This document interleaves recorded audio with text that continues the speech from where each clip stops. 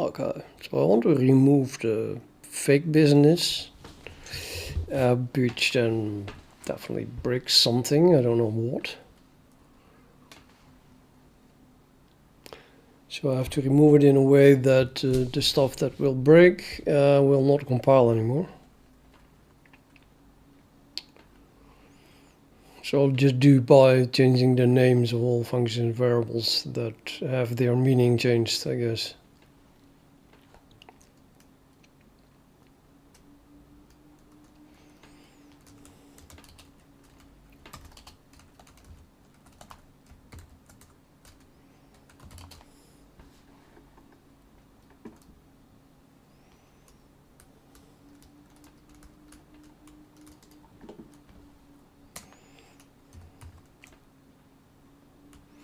Okay, so I have to remove fake underscore from sample node. Then there's no fake one left.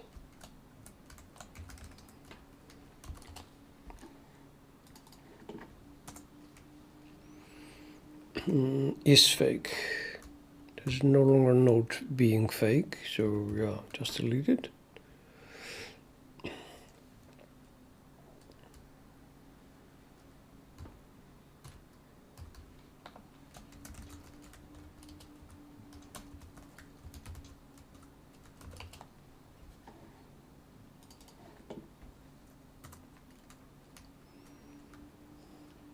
So these two are going to be removed because I simply will never add one that is fake. So I don't have to set it and I don't have to test it.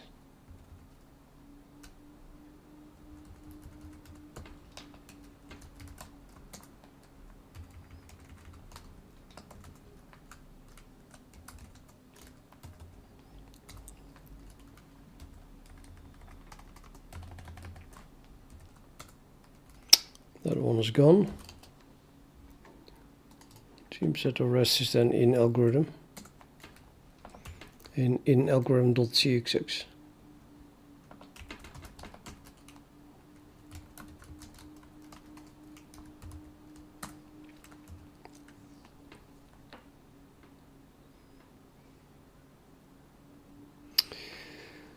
Yeah, now the hard part.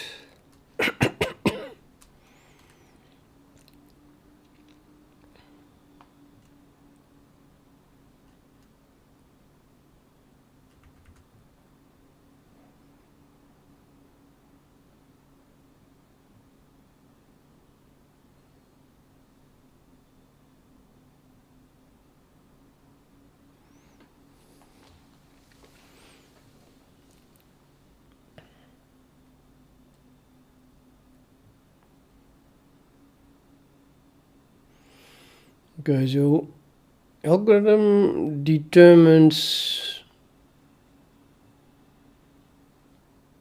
a new W value.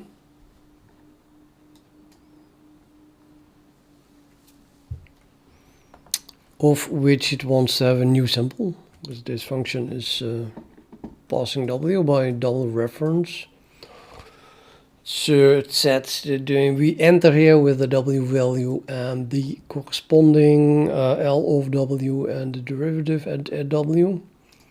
And then we change W and return, and then the caller just fills in these things again.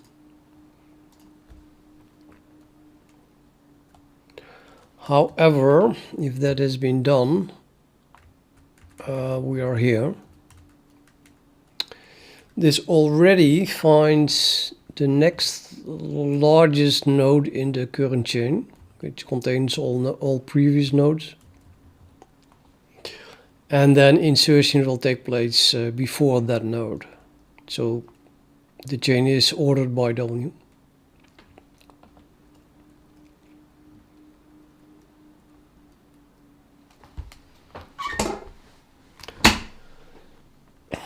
But if the requested W value now turns out to be a sample that we already have, or is almost equal to a sample that we already asked for before, then we don't want to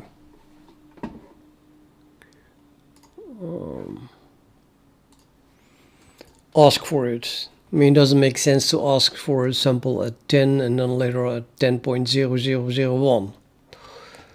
So if this is the case, then we will reuse the existing sample. And what this does is it returns an iterator boolean pair, where if the boolean is true, then we did find the duplicate, and we'll use that, where the duplicate is then stored in the iterator part of the pair here. I'm sorry, does that... Why is it this way? That's not correct. I'm pretty sure this thing is usually, I mean, I'm calling it oh yep, I'm sorry, confused. Iterator boolean, so the boolean is the second one. Iterator is the first one. So in that case, I just set new node to that already existing duplicate. I tell my code that this is the reused thing, and then we go back to this point, which then uses new node without inserting it. And also we don't have to initialize cubics again. Oh, I get that for free because previously I would do that anyway. What?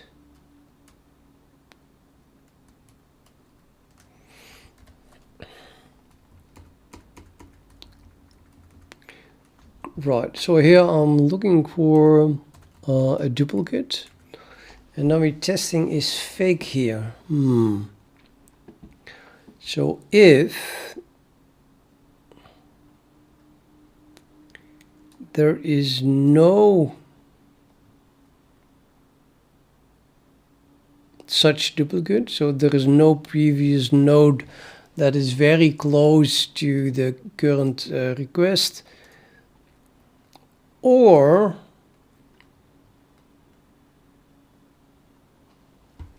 state is finished and the node, the returned node that is a duplicate is fake.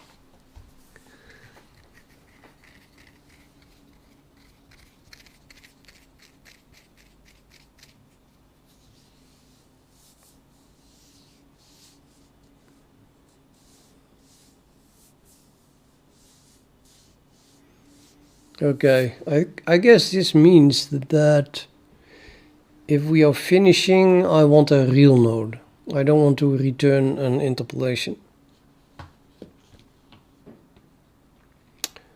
So if we find one that is, if you found one in the chain that is a duplicate of what you want, and it already exists, but it was just an interpolation, which is kind of stupid to reuse it anyway, if you ask me,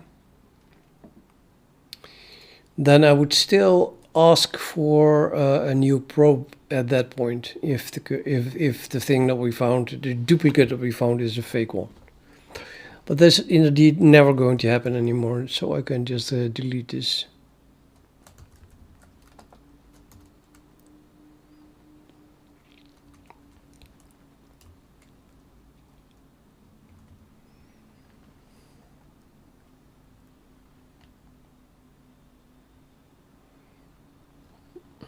If not already finished, what do you mean?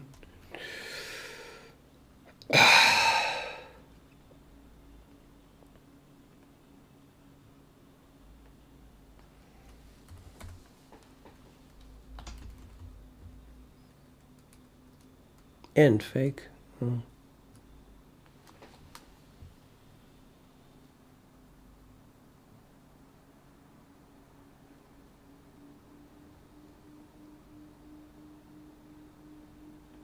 Maybe the code is wrong. I would say if state is equal to finish, we should stop. We should always return. Breaks out of the scope and then returns. I don't want to go back to the top in that case. I think finish means that this is just the answer or not.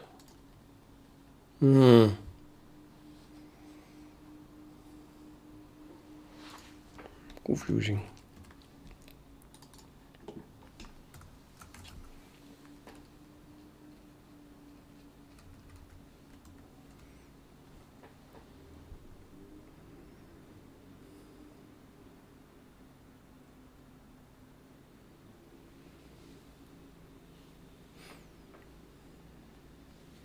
That was not executed, otherwise we would have returned here.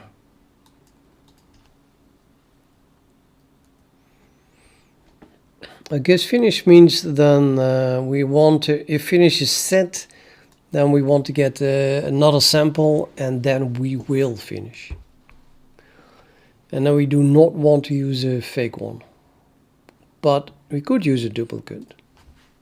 I think that's good, that's okay. Okay then, next one, fake.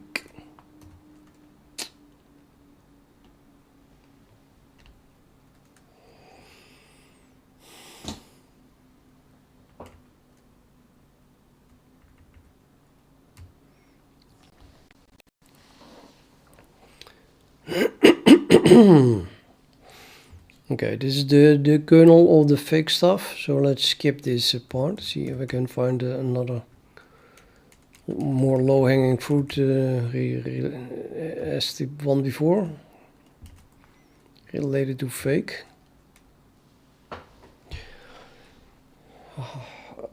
We're now at 72%.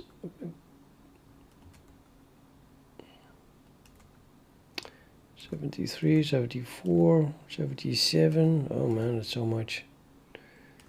81 and then to the top.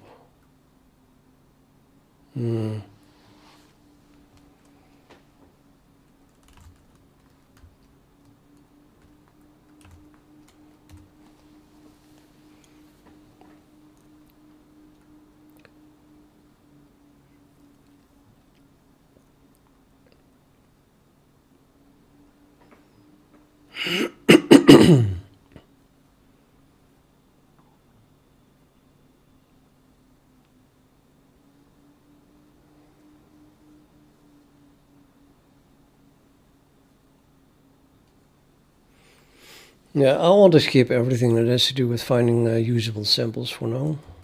So also not this part. And also not this part. Also filling in still usable samples.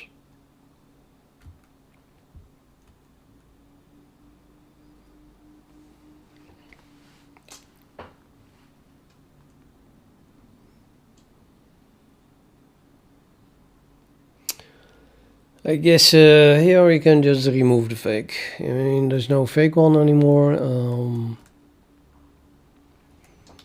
The comment should be if the current sample is too close to the previous sample, then skip it.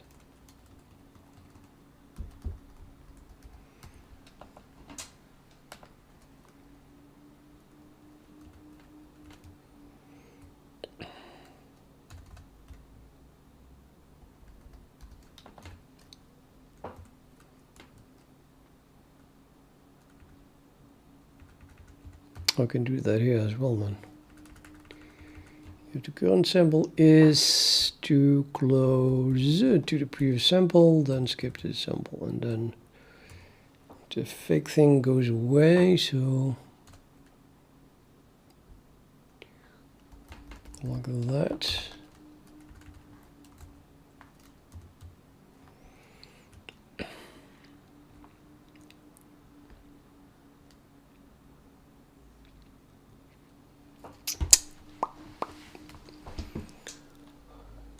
Set local extreme index such that usable sample's local extreme index is the sample that is the closest to local extreme. If last extreme is fake is false, then last extreme itself is stored as at index max samples per side.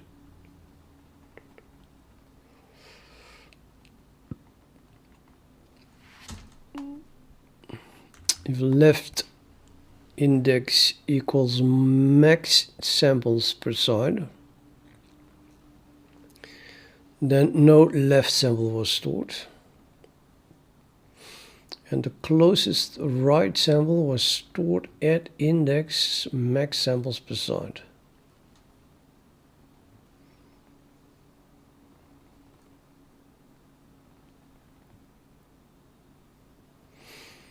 your right index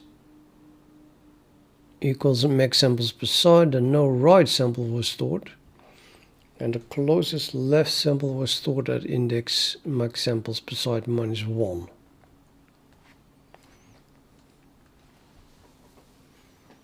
Otherwise we will have to compare, I guess.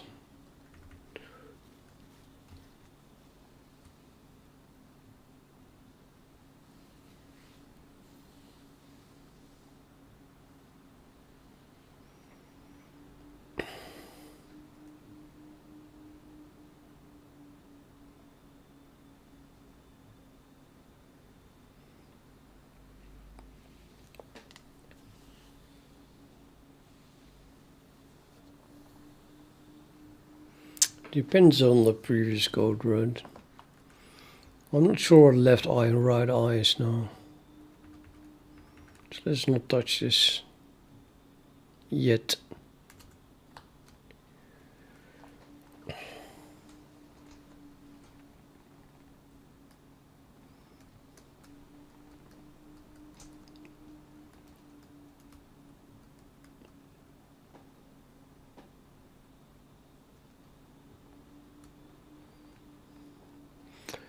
Okay, this is just for fitting, and we use a real sample.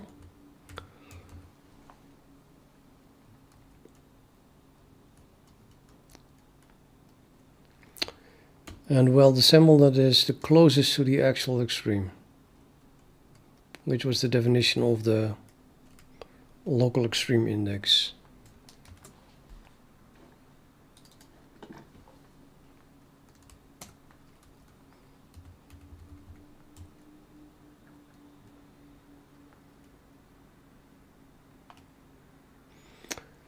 So this is done no longer local extreme, I think.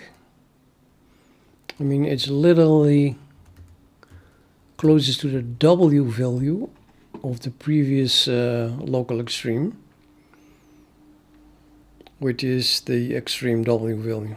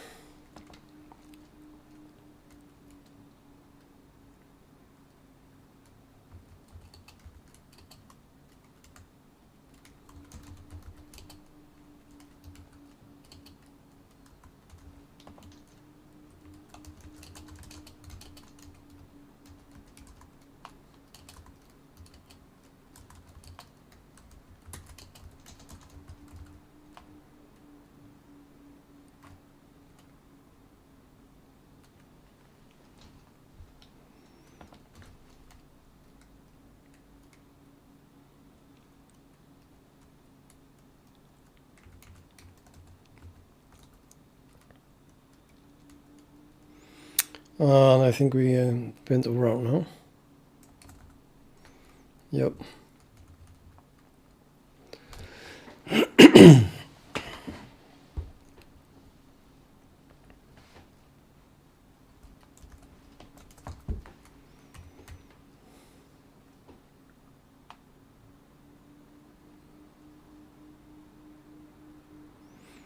Okay, so this is the function that does the fourth degree polynomial fit. That is handle local extreme. And I think that we don't have any fake above that. No. So the only fakes left, yeah, are now inside handle local extreme.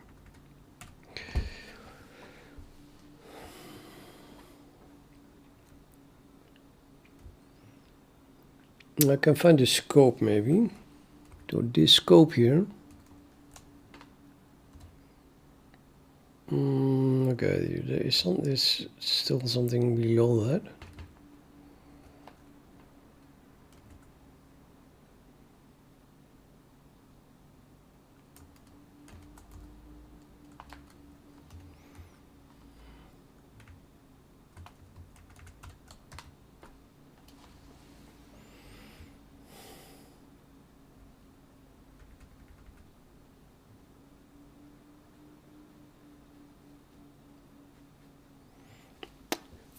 So I'm going to change the definition of last extreme, because at the moment last extreme points to a node that has the W value equal to or almost equal to the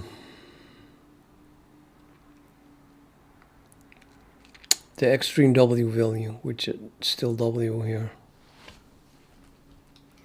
Suppose that below I do something like extreme W value becomes W.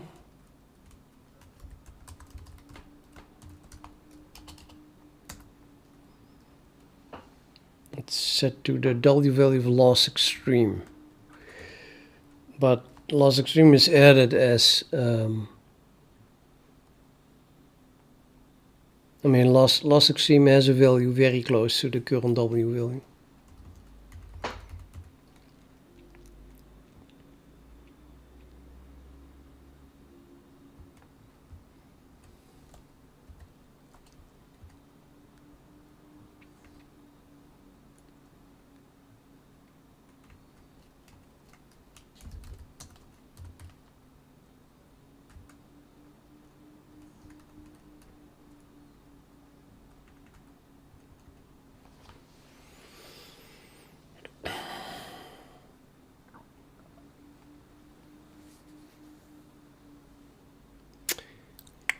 So this block here should go, because that creates really a fake sample and then inserts it. I don't want to do that. I don't want to insert fake stuff anymore.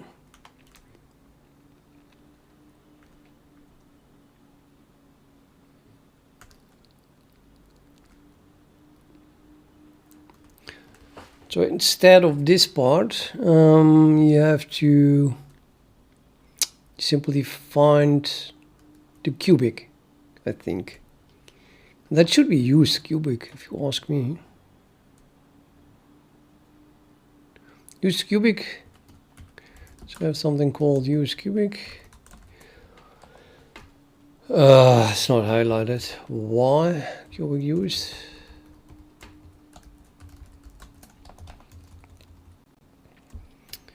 Cubic used as the description, the node containing the last cubic that was used to jump to one of its extremes. And that jump then means here that the W value was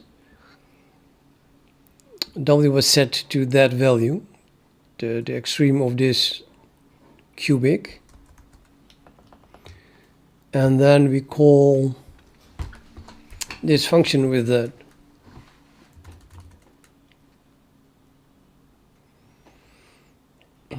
So you also get the scale value from use cubic.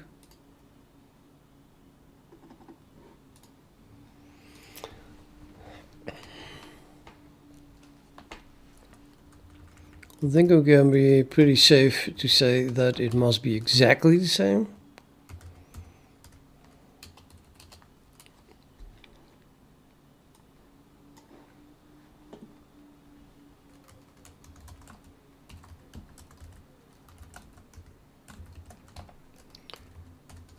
Or something.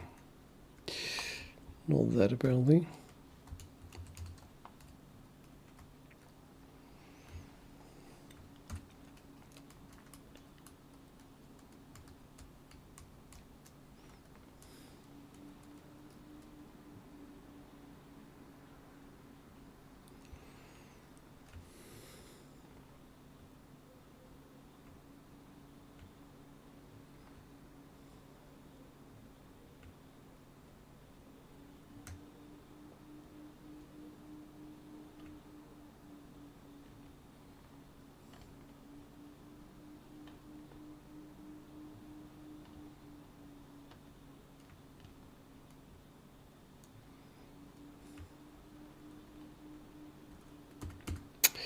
Well, times for debugger, I think, because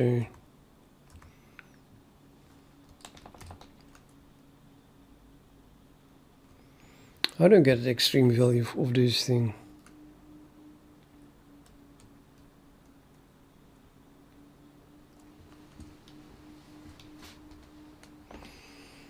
Maybe also from the scale, now I think about it. The scale if initialized, and that should be the case, it stores critical point type. I think that is the value, the W value.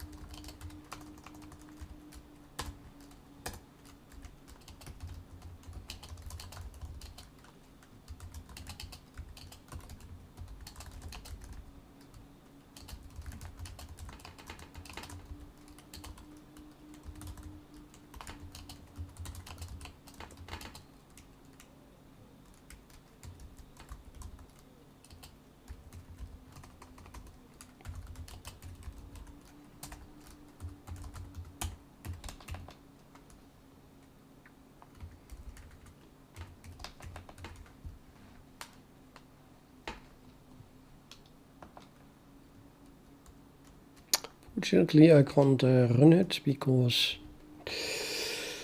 I changed the code too much. Won't even compile now, as long as I have the isFake still there in it.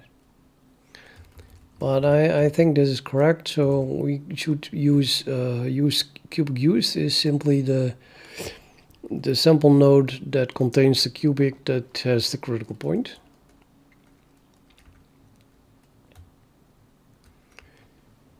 And then that's what loss extreme should be pointing to.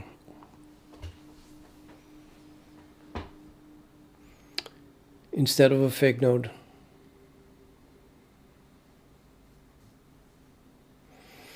Now before, if it wasn't pointing to a fake node, it was pointing to a node that was already very close to this value,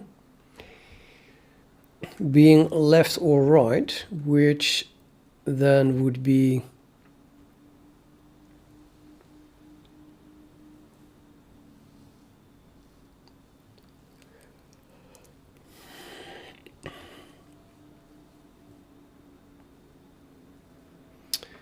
the next sample after the current W value, which is being initialized here. You find the larger underscore is set to the first sample node beyond this W value, which is then right, and left is then the previous one, if they exist. So the only thing I have to do is to find which one of these two is closer to the W value.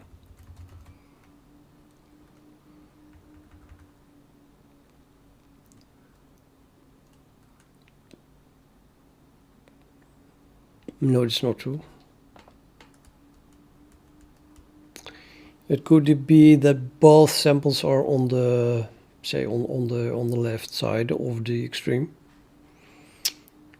and the cubic is stored in the left node. So it could be node with the cubic, and then another node between which the cubic is fitted, and then the extreme, which is even right to the right node. So then the closest node will be the right node, but it's always the left node that contains the cubic.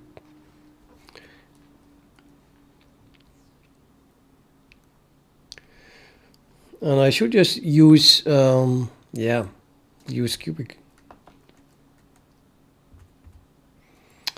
I'm going to remove right and left, I guess, because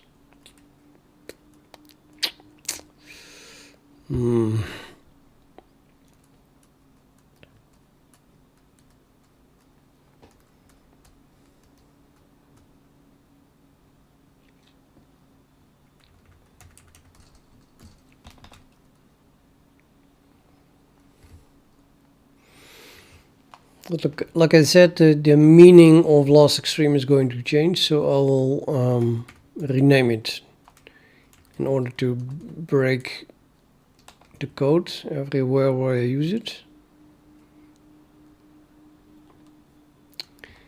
It kind of depends. It's probably only used in this function anyway, or file anyway.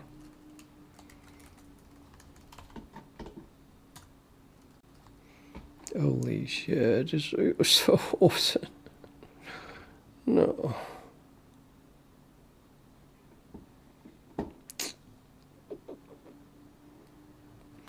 Okay, socket.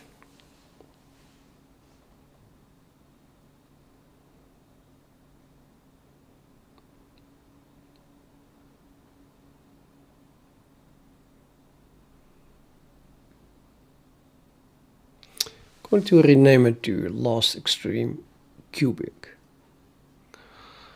Oh, that has a problem now I think about it. If then I would add another sample right next to it, then that cubic is demolished. So suppose that should never happen then.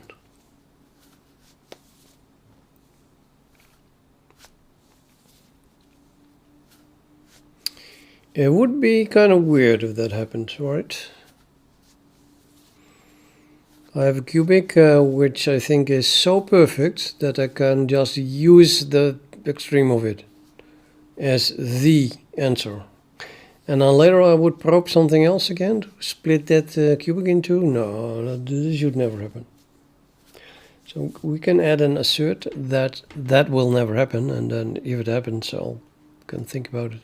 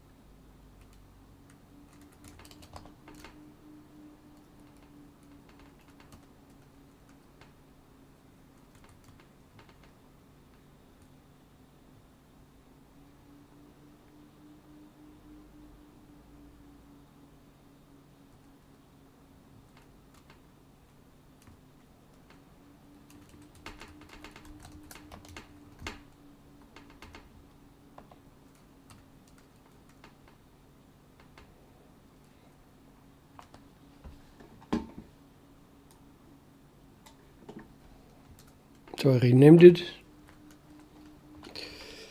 And then you can search for that as well.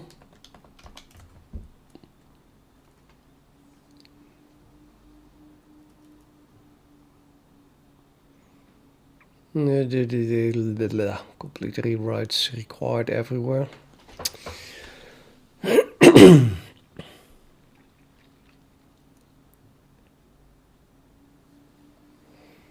Well, best minimum is probably just a copy of that. So they are interchangeable.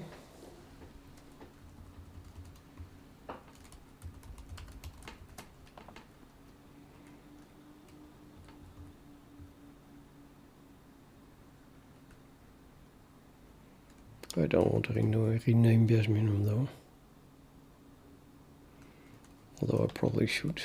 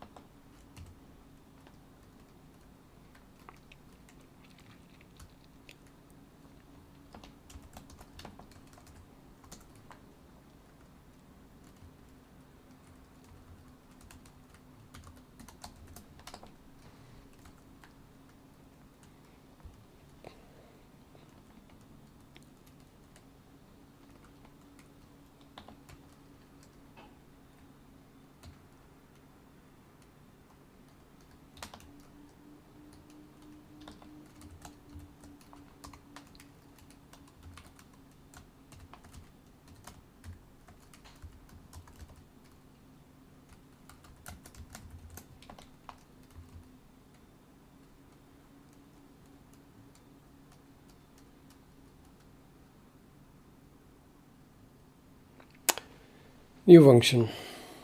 Extreme W must return the W value of the actual extreme that then belongs to this cubic, or is the extreme of that cubic.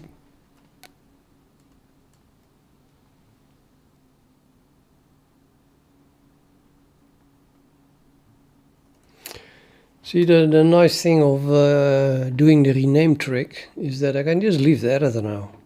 I don't even have to remember that I made changes until here and have to continue further down, because this simply won't compile, while this will compile. Well, as soon as I add extreme, then. So this is the rename trick is a nice trick to make sure that you don't forget something. So I'm going to add the this new function.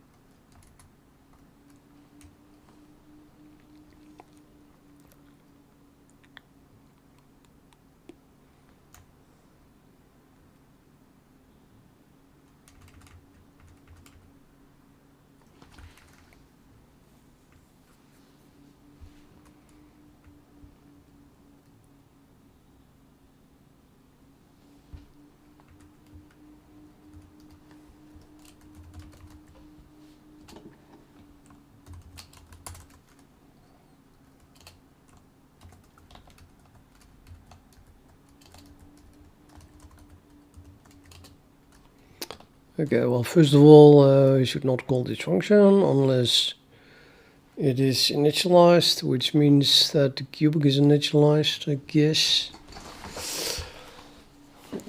Might as well just test the same as here, or just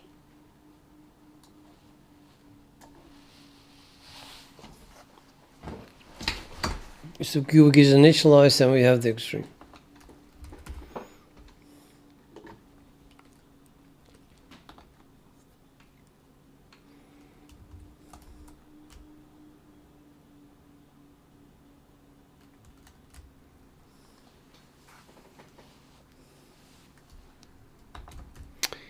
But then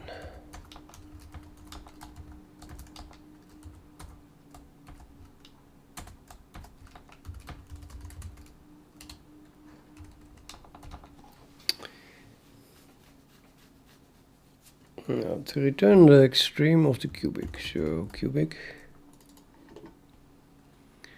something. No, I got it. Wait a minute, I did get it from the scale actually. Sorry, I hate that word.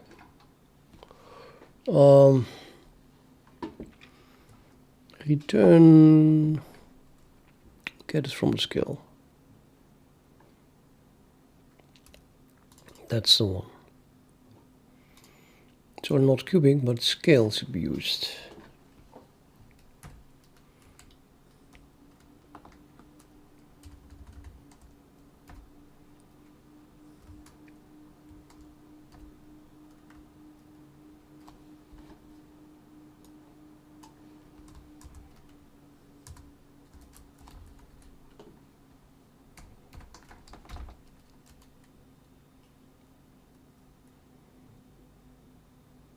Yeah.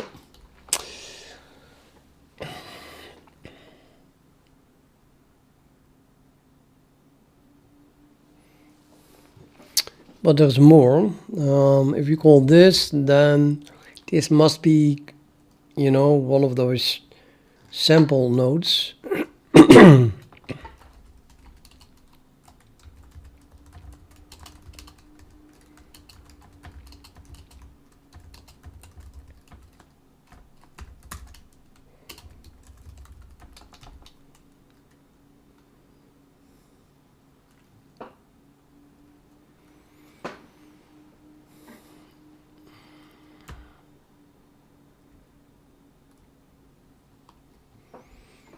Yeah, this is deja vu, I think.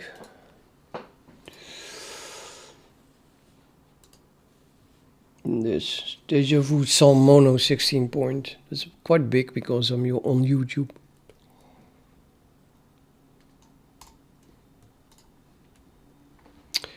Normally I use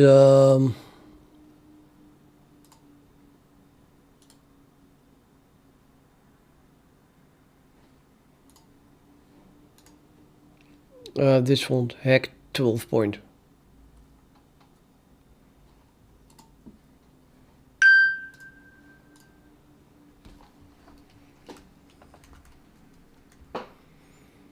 I think you actually like my colors, which is also on GitHub. Nothing is easy.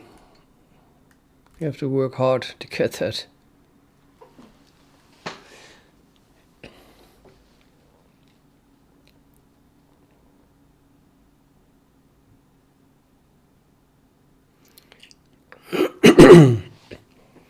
I guess it's kind of like this week, if you have a lot of time that week, I'm going to get my colors working. And then that assumes that you use my GitHub repository.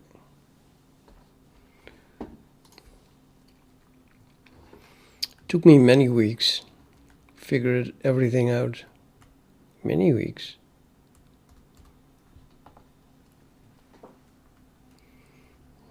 At some point I just wanted to have my own syntax highlighting. Yeah, like this color is the same as that color. It's pretty awesome, but not easy.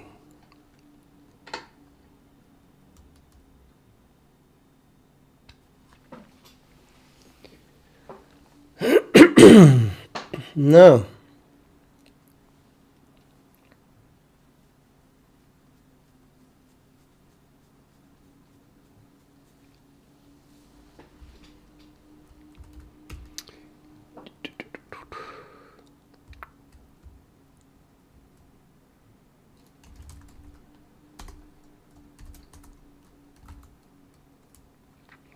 So this function must have been called on it.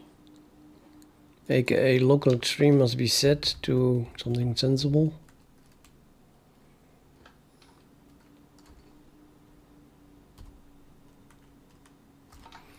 As in not equal to unknown.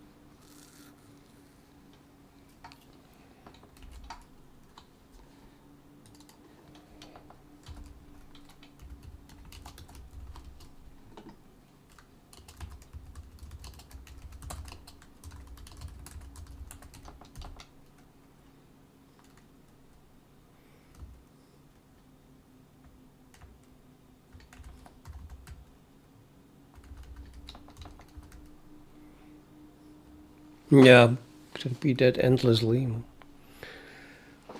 I have so many of those, but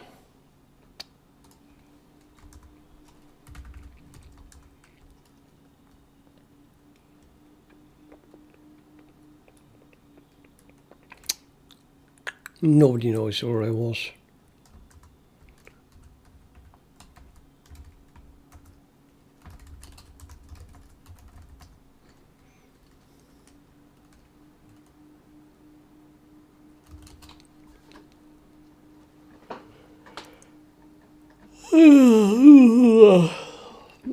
I still have to think about this first question I got when I first got a job. During the job interview, the guy asked, can you, it's a translation from Dutch, but something like, can you stand getting compile errors?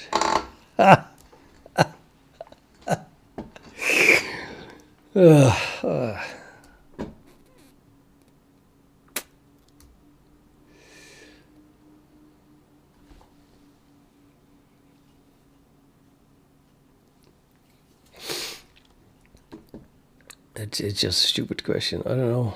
He wanted to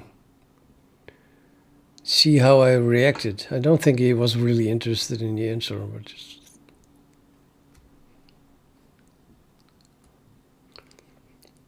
Like if I had answered, I never have compile errors, I would not have gotten the job. It was, well, that would clearly be a lie. But then, of course, you might think that, oh boy, if he asks it that way, then it's probably a bad thing to have compile errors. So,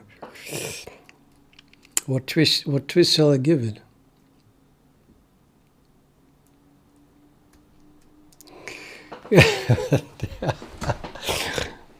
I was pretty stumped. I didn't know what to say, but the main reason was that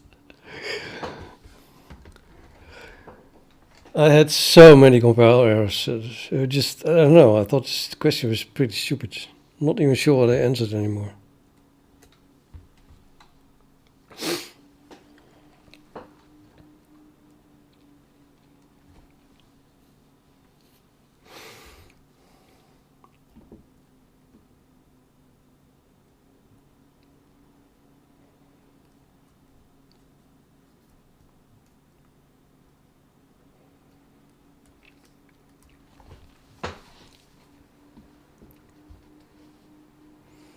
Oh, that's a bad suggestion. Did you mean has a minimum?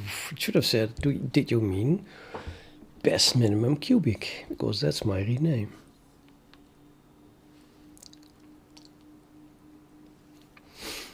Anyway, this way we find back where I was.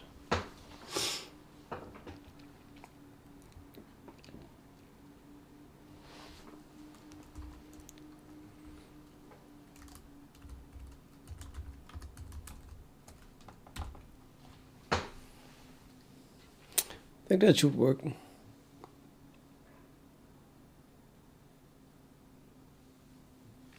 Maybe before I continue with this, I should make sure that my cubics are never cut in two. Once they are marked as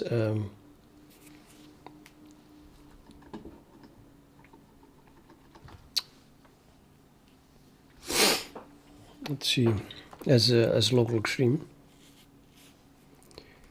So that happens at the moment that I call initialize cubic.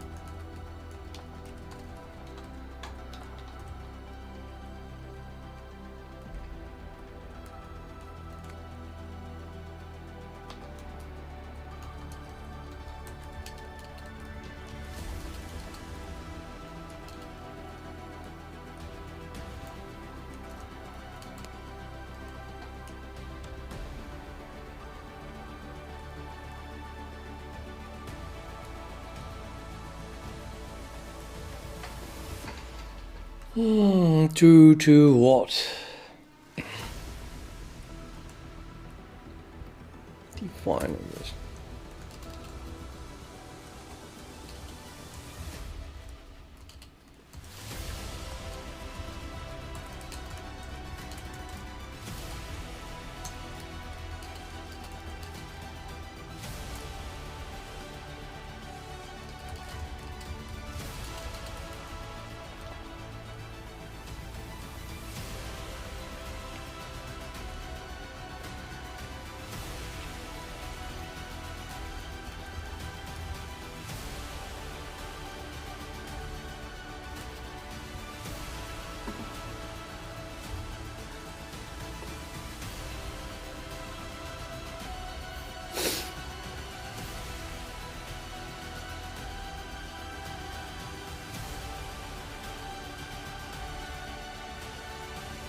Okay, this is for drawing an arrow that points in H direction.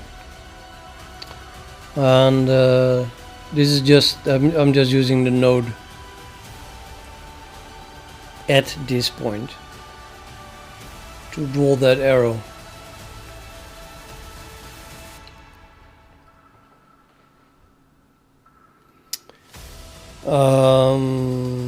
I can't really, I mean, I don't know.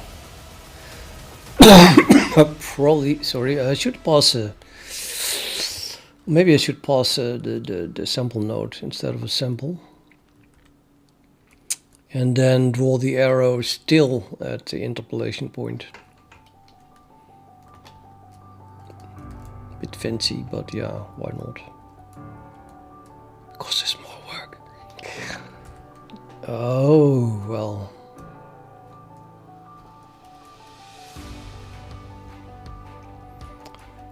So the H direction known event is using or constructing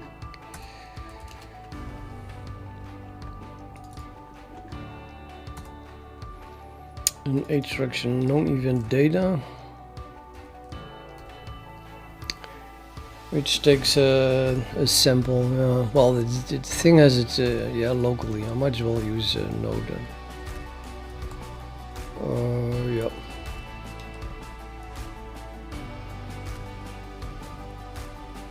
And this is not a local extreme, but it's more like the used cubic.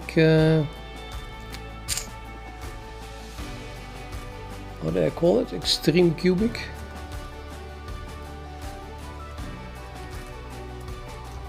It's still a node, but I stress that we want to use the cubic of it.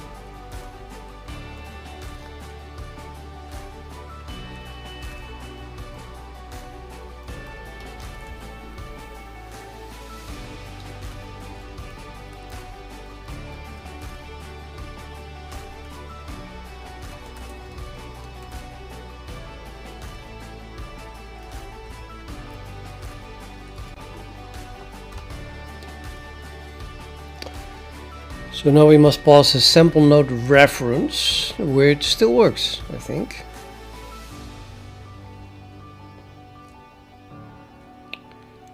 So it kind of depends on the...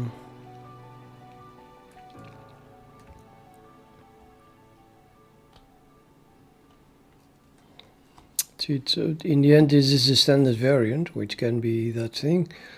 And it is constructed down here.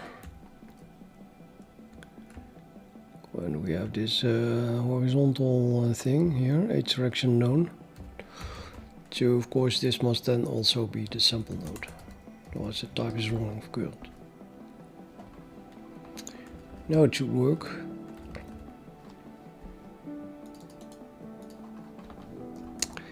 And then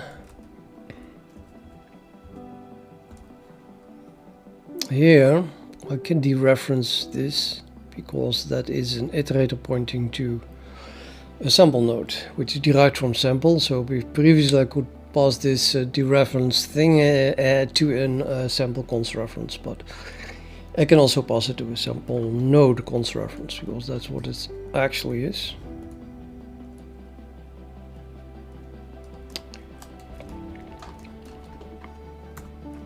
And then on the receiving end of my event, probably here.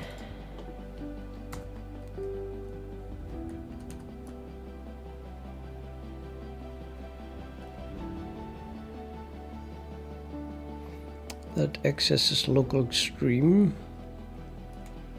and then gets a W and an LW value. That won't work anymore. But that's where the arrow is being drawn. So I just have to fix these X and Y values, you know. Do I still have a local extreme to begin with?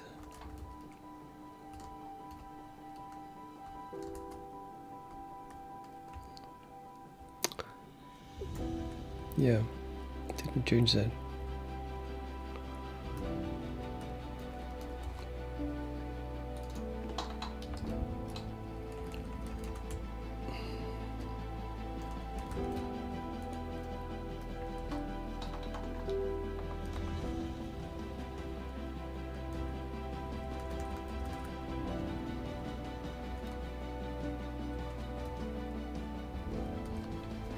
It's quite a lot of work, but you really want to be able to print every type that you have to it for debugging purposes.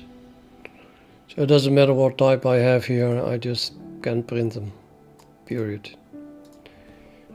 Gives you a lot of debug output, of course, but yeah, it's worth it. It's in your debug log.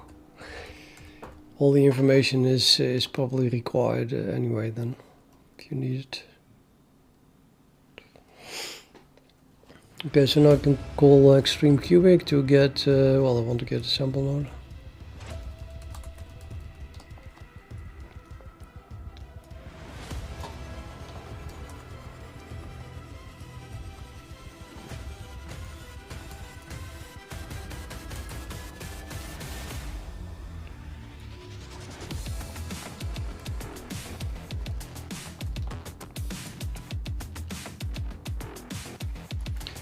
And the node had a new thing called Extreme W, which we just added.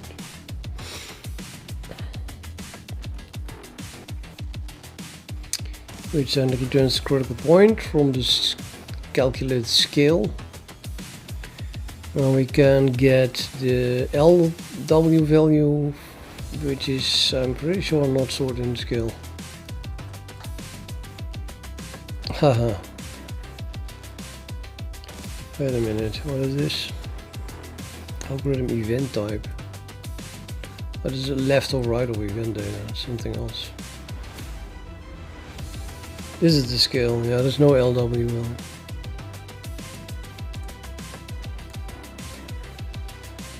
But I can get that just from the cubic.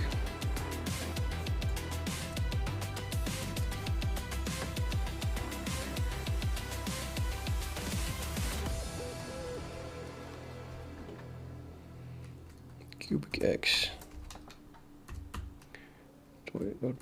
No, dot cubic X.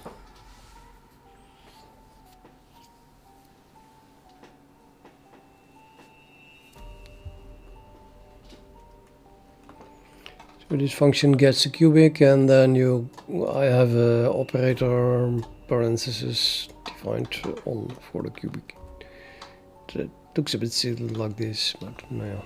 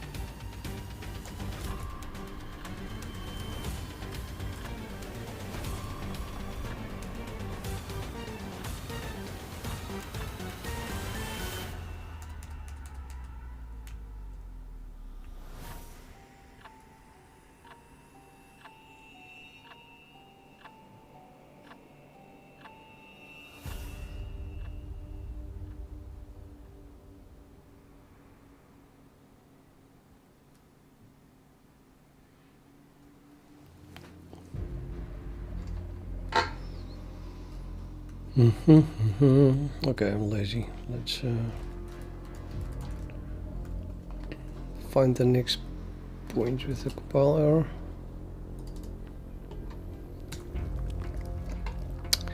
Okay, yeah. So last extreme cubic must be set to, well, use cubic, or cubic used, I mean. Don't need a negligible anymore. Negligible offset. That's another one. And another one.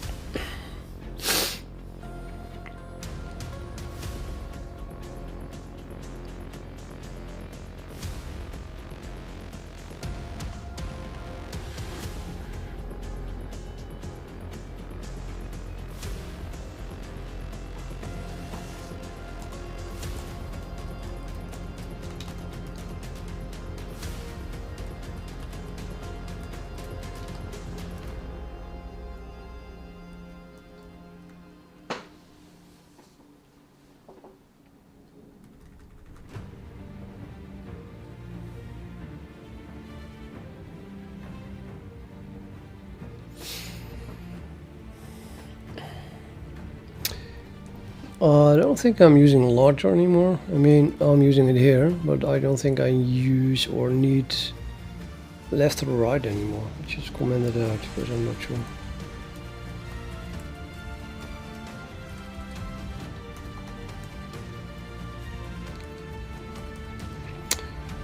Yeah, debug stuff. What's with this event here?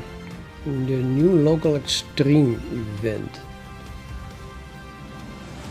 Oh yeah, that currently that draws a green cross for the point. A point at last extreme. And it puts this label above it instead of below it for all the other samples. But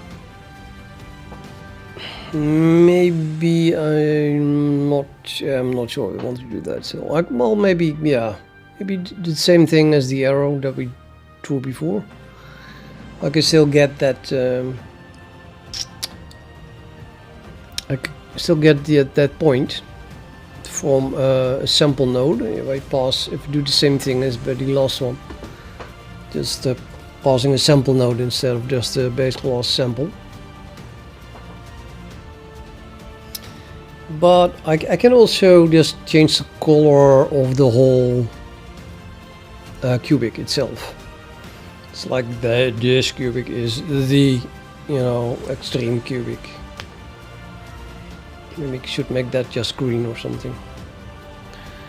But that would be only in between the 2 points then. I'm not sure we can do that. I can currently draw. That's a good question. I can draw a function, but I'm not sure I can draw a function between two limits.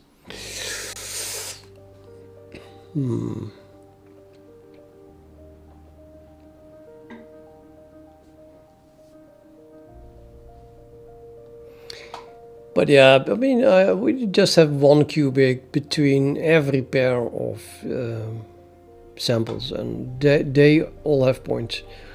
So if I say I'll just draw a red cross for all the samples and then a green cross for the local extreme. So if the green cross is in between two red ones, then the cubic between those two red ones will be the extreme cubic.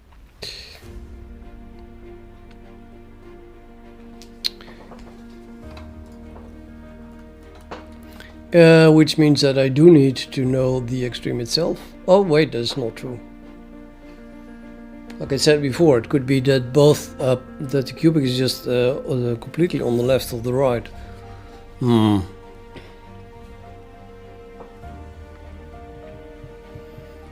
it would be nice then to still have that core.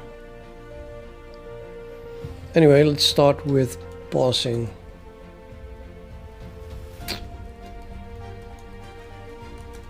A sample node.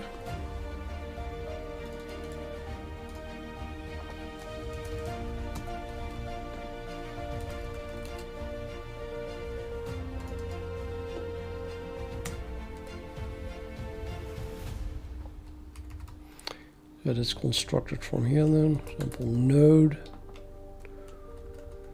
Being passed to new local extreme data, which also must store a sample node.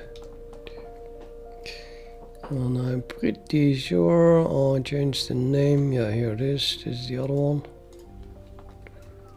Let's change the name here as well. They call it just cubic.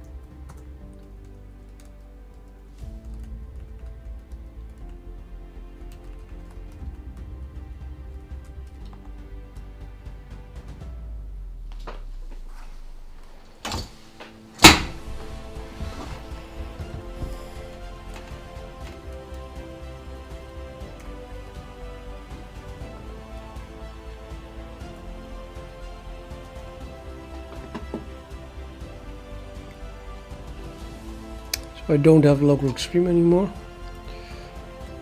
But yeah, wherever I'm using that, it's just either W or LW, which means it's now X and Y.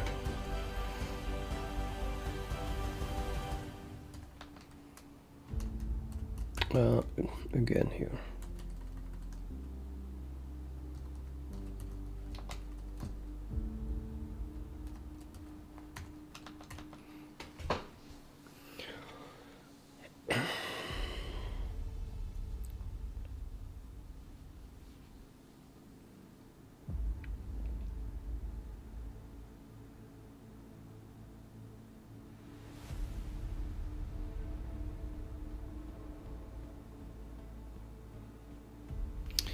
So this is these are two things apparently. We create a pointer and text. That's the label. The label doesn't have to change. The point is green. Don't ask.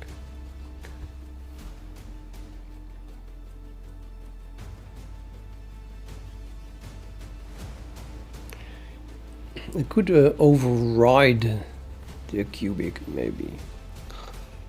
Just write it again on top of it with another color.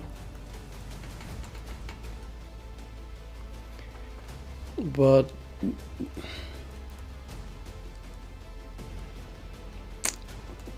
think this is drawing cubics. This is drawing the whole cubic.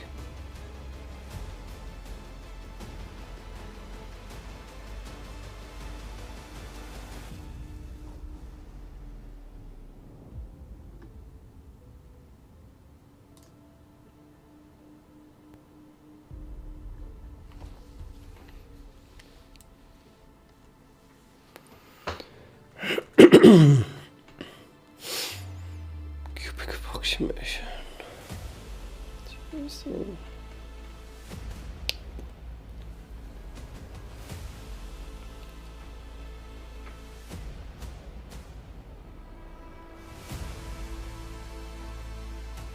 Maybe change the viewport.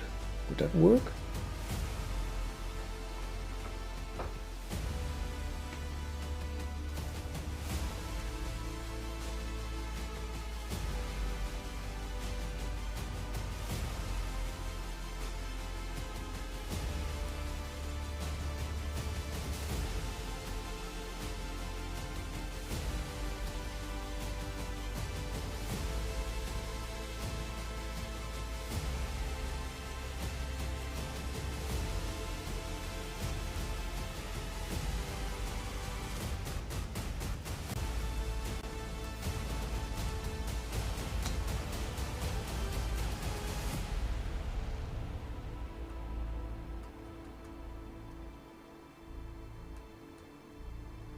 No, it's just an indication, I guess, to speed up drawing when we want to draw something that is completely out of view.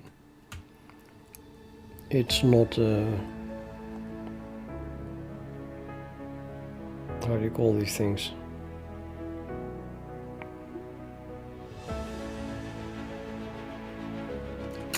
Can't think of the word.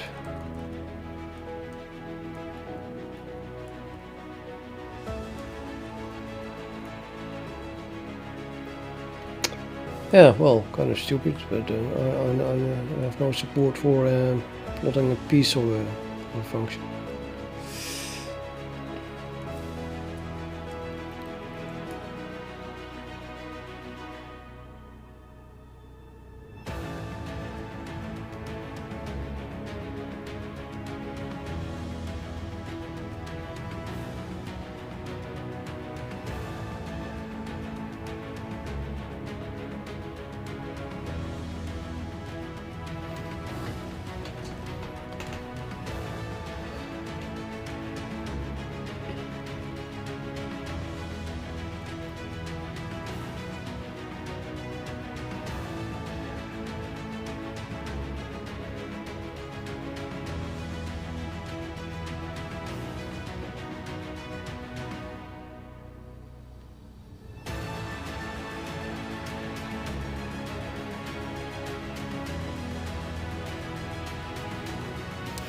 I suppose I could change the shape of the points that are on the left and the right of the cubic.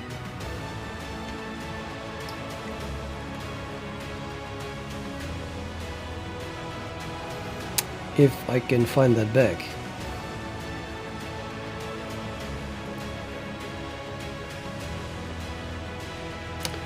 So here we have a new sample.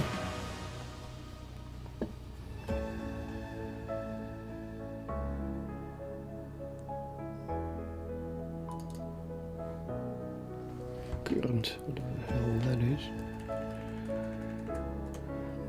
Just iterates.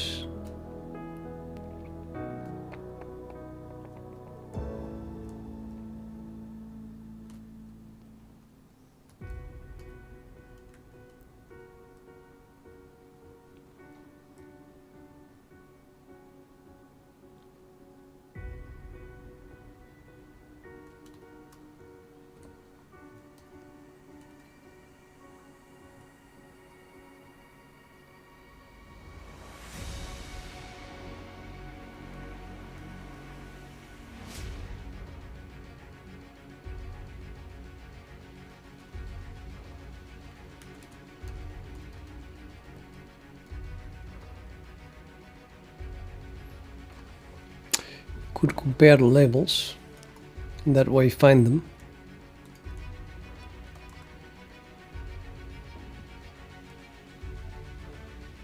So you can call label and then text on it. What was that? Standard string.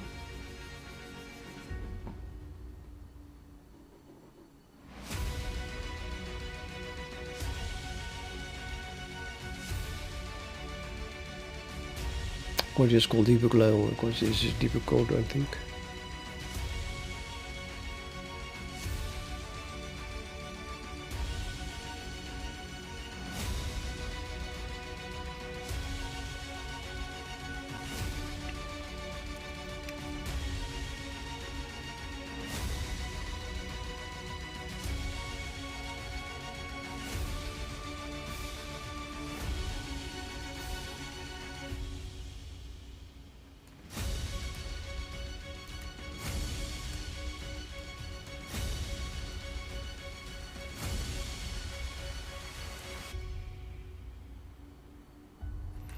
Right, can I get the two nodes? I have one node, and the other node is the next one, which we have also.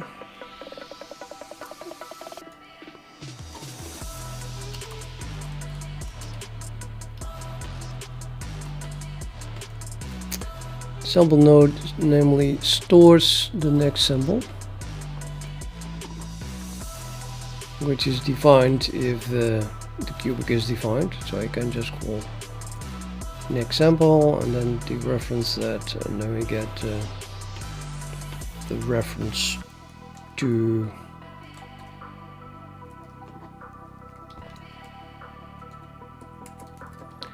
the next sample node.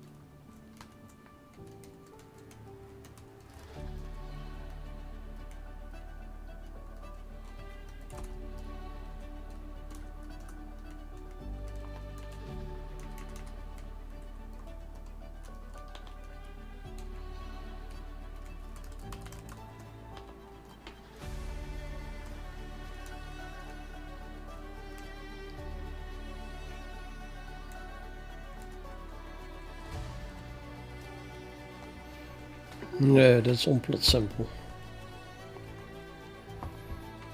Die moet on the plot samples. I need to get the label from the sample node. It's just a label. No label. What?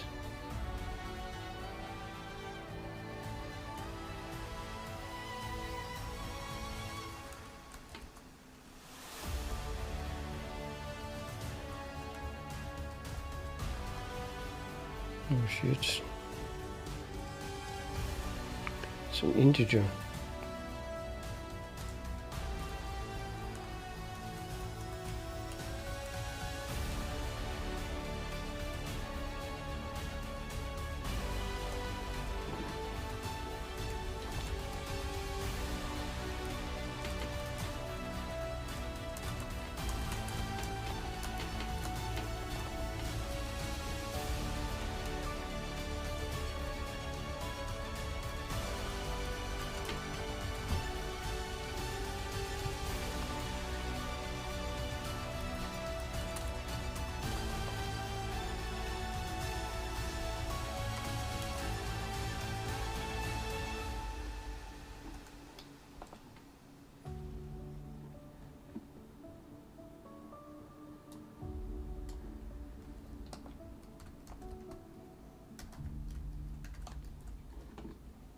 Plot samples.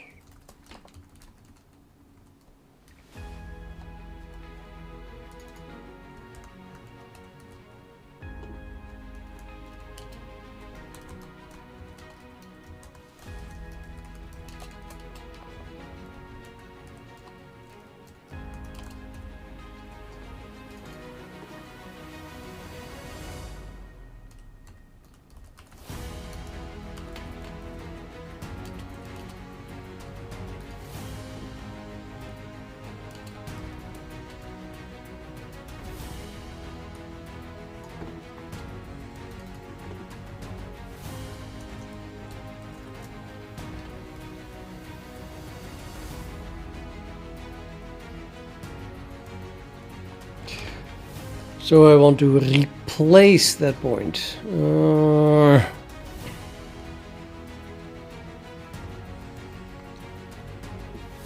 Oh, this must be replaced. Can I re-initialize it? I suppose I can. This is just wrapping around anyway. So I think I just have to redo this whole thing.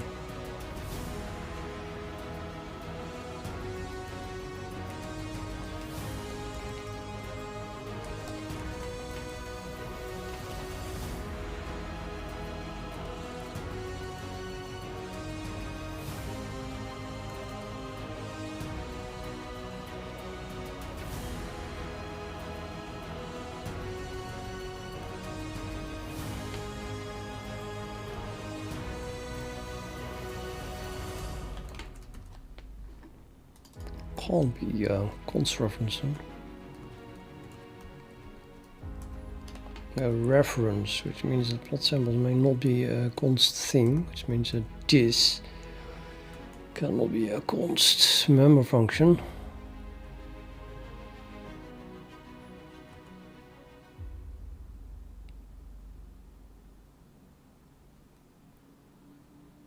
It's not.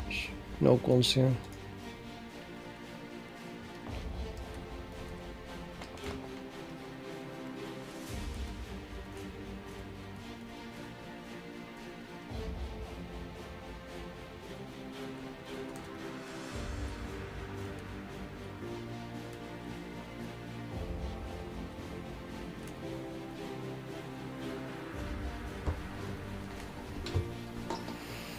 Then I need the points again. No, that's just x, y.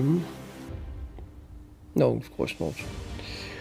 It's a w value of the node and the next node.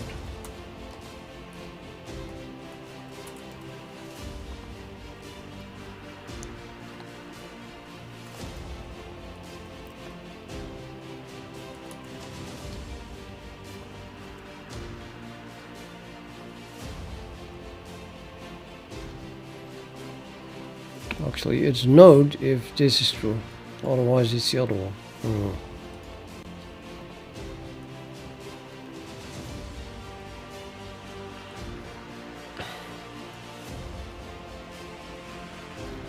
I don't need to replace the text actually. I mean, that's still okay. Can I just make a copy of that?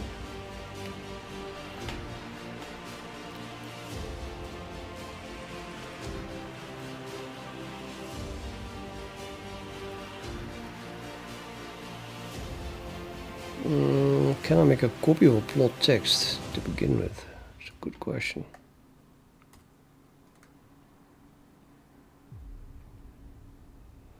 It's a plot text, so this one. It's about the draw object. So yeah, I mean it's a shared pointer, so I can just move it. The compiler did generate a move constructor for this, I hope. Maybe not, because I defined this one. Nah, otherwise we'll run into a compile error.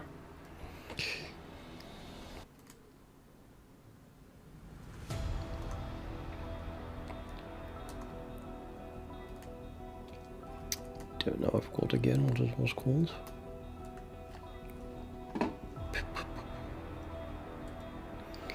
And I need access to P label, non-cons reference to be exact.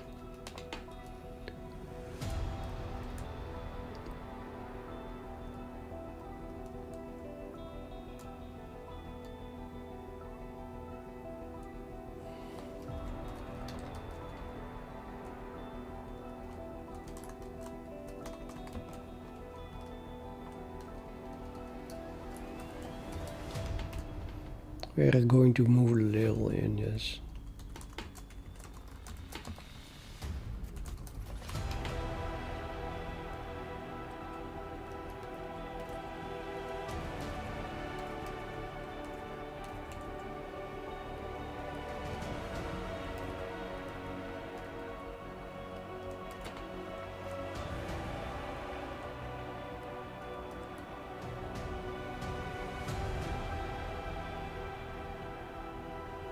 So I forgot where it was.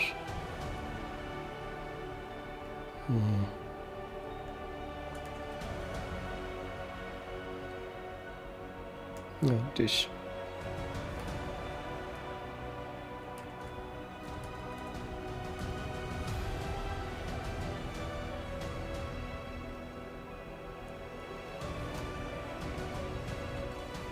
Or I should have changed initialize instead of this. Don't need that.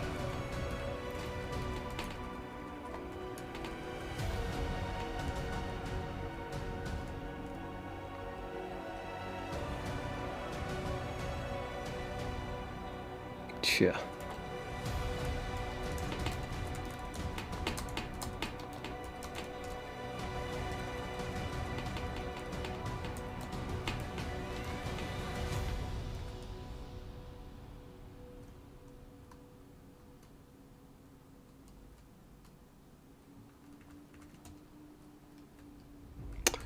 Yeah, I still need access then. A non-const, sorry, a movable access. What? Movable?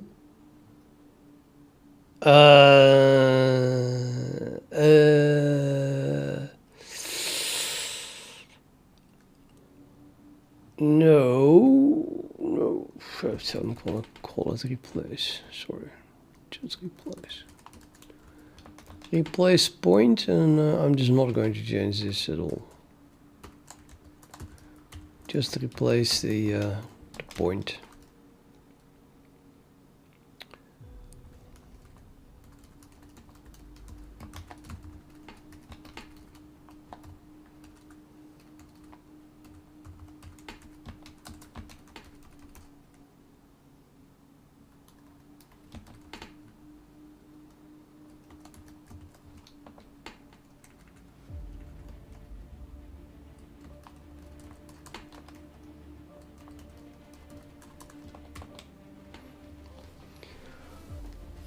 So you run over all existing plot samples and then a non-const, and then if the label equals the left node, then we found one that equals that, well, that was the left node, and now, well, it still is, of course, but I want to replace the point.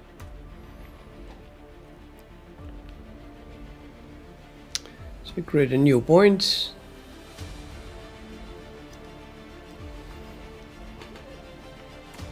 Also use a green. At the same position as where the node was.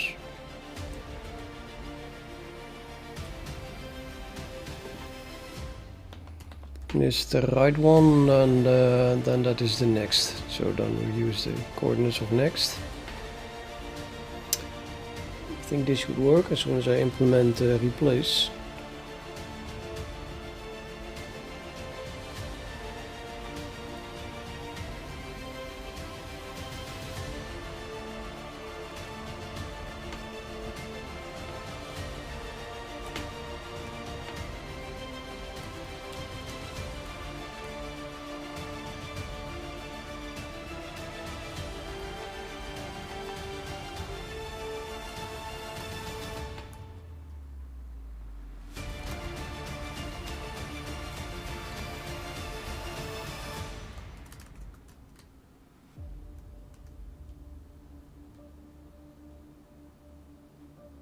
Good.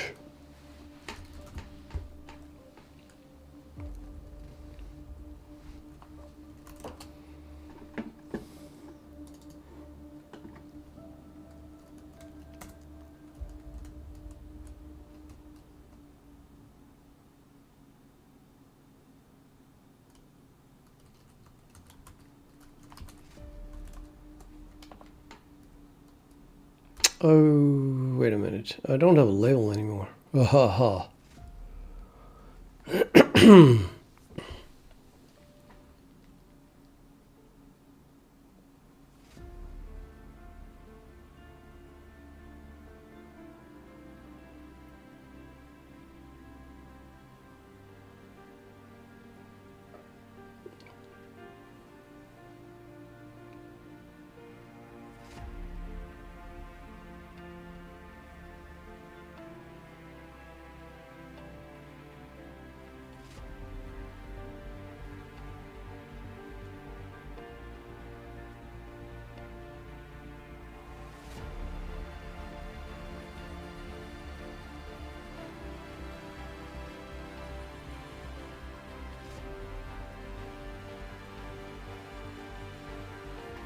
Let's change it later.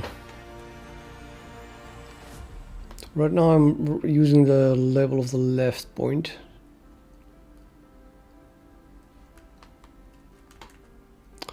I want to see how that looks before I change it.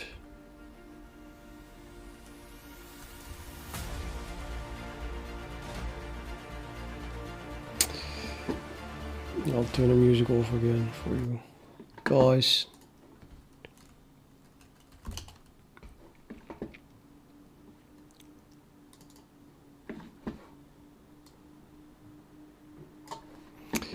If you want the music back, then just say so in the chat. I'll turn it on again.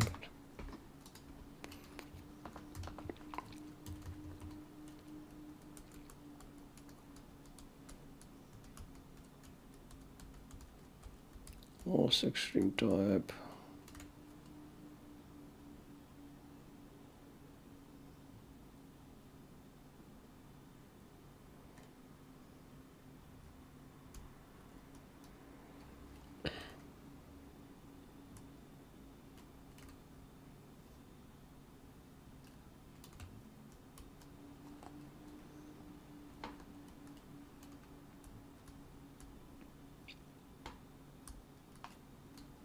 This is never the case.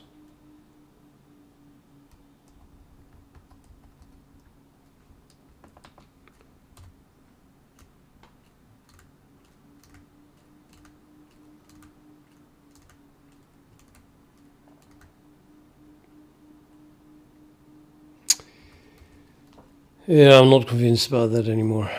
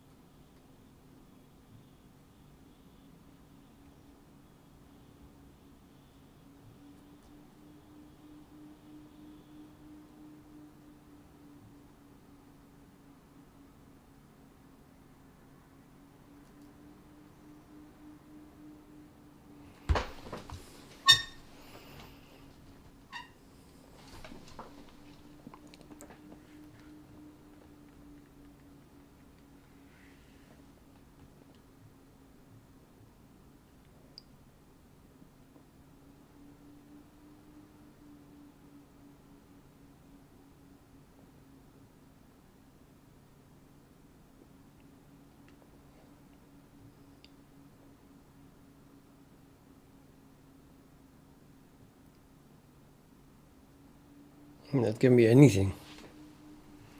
It can be anything. I don't think I can check this anymore.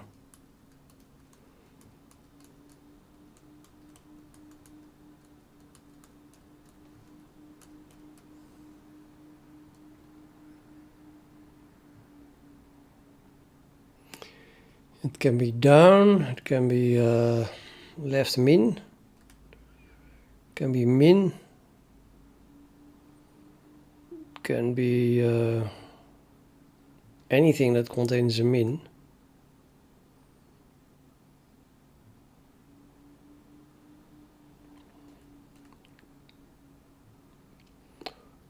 But it doesn't have to, not absolutely necessarily.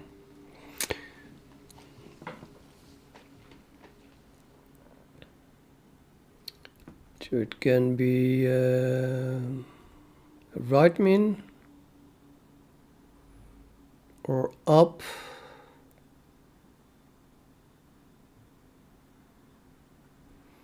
Yeah, or this one then, of course.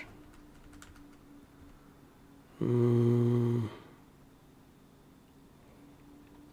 only thing it cannot have is this is not possible. But yes, wow, we found one that's not possible. This could be possible. Just this minimum here could be the minimum. This minimum could be it. This minimum could be it. Unlikely that it is a maximum, but hey. I don't think it can be a maximum. Could be this one. Okay, let's not check it. Like almost everything is possible.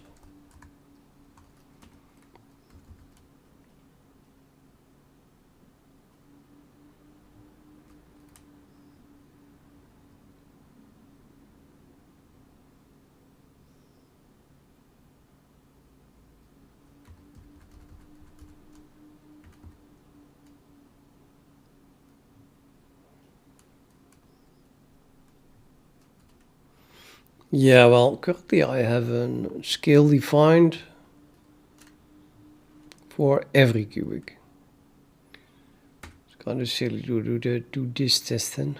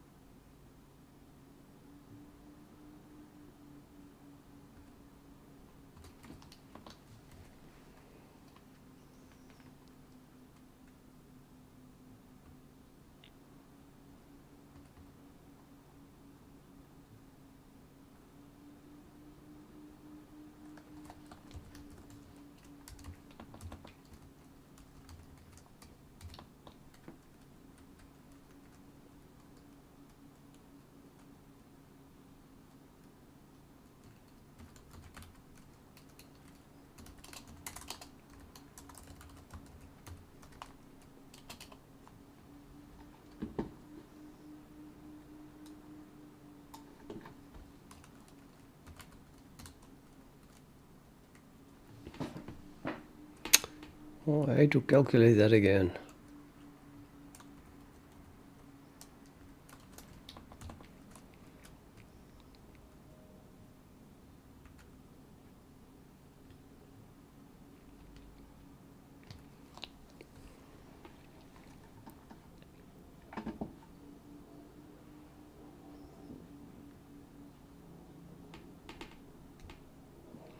Yeah.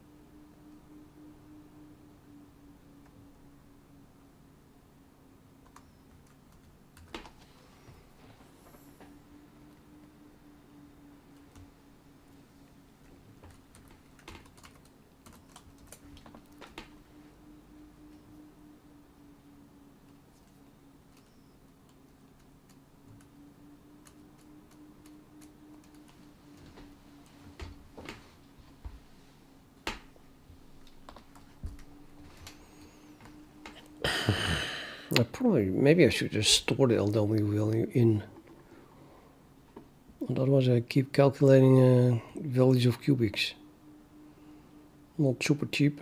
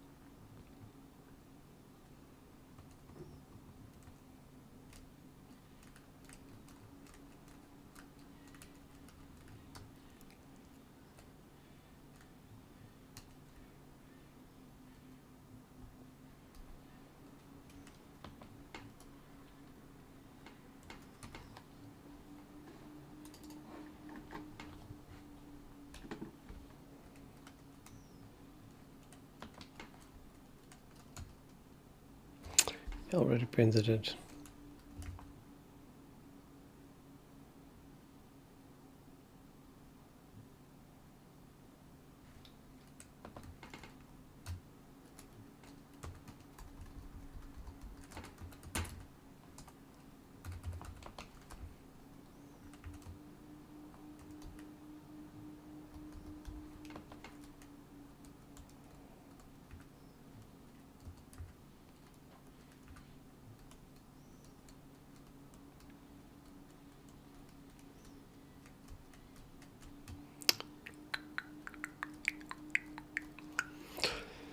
So I want to have this.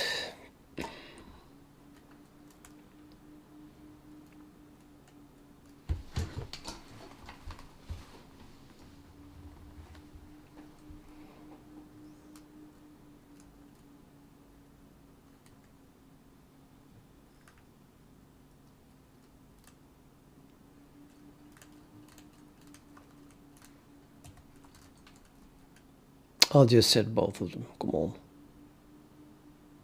Or not. Yeah, I probably should.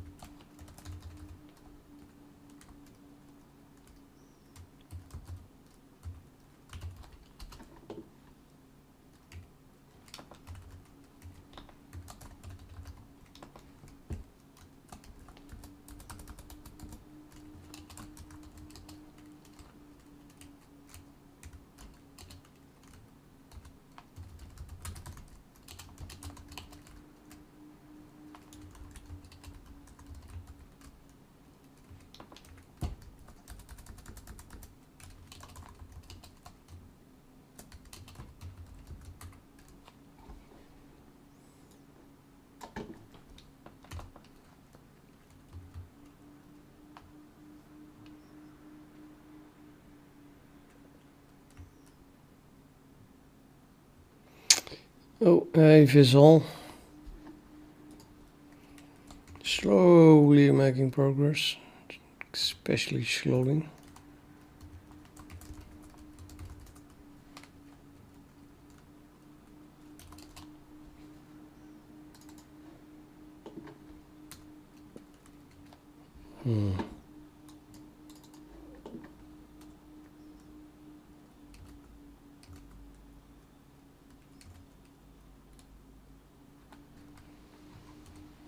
Alright, already have that. It's stored in the scale, so maybe I should not store it there as well then.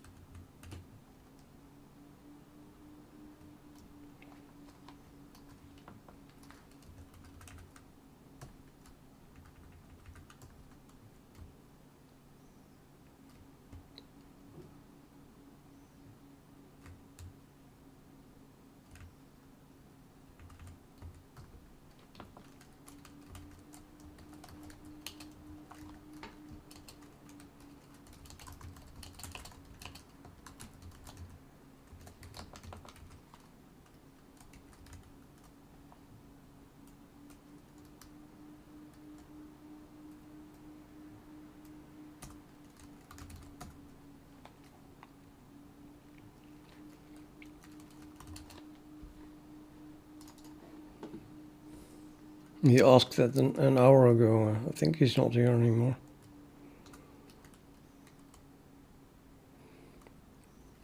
What is this?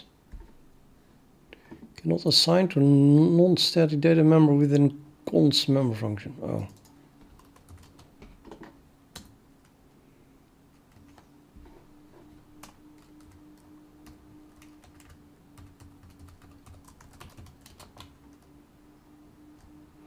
Starting to doubt using const everywhere and mutable here.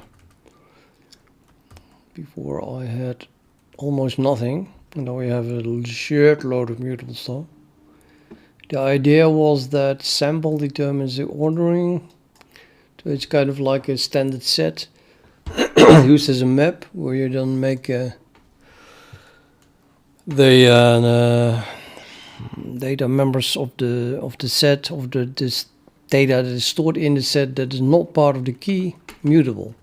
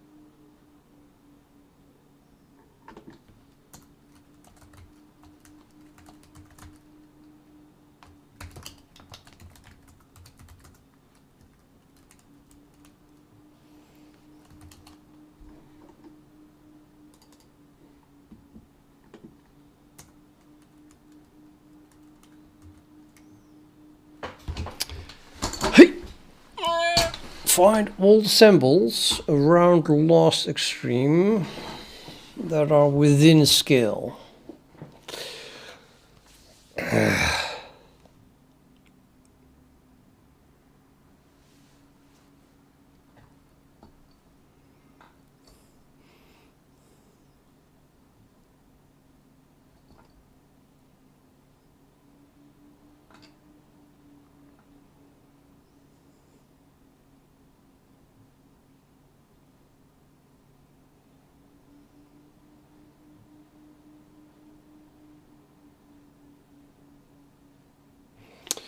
Okay, my reasoning here would be if the extreme is in the middle of this.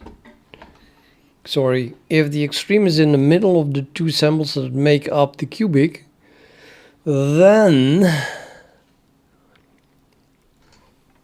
they are the closest ones, and we want to look from the inside towards the outside. As you could make a drawing here.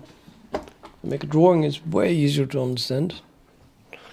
I have the drawing in my head.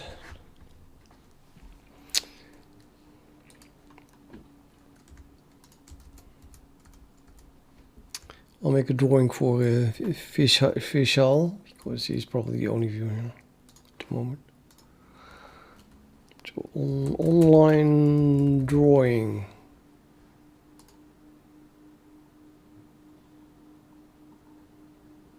First cookies. Flick up. Just draw. Okay, can I draw? You can draw. Okay, so if you have you are logged out, dude. No, who the fuck gives a shit? They want me to tell them who I am. So we are looking for this minimum, and we found that minimum by fitting a cubic through 2 points. So the points are, for example, here and here. And I fitted the cubic through that, and that gave me this curve basically. So, and then I found this minimum, and then I decided that, hey, this must be the minimum. And then we get in the code where I am now. And then I want to find all samples that are... It's unlikely there is one here, but hey, it could happen. What is this?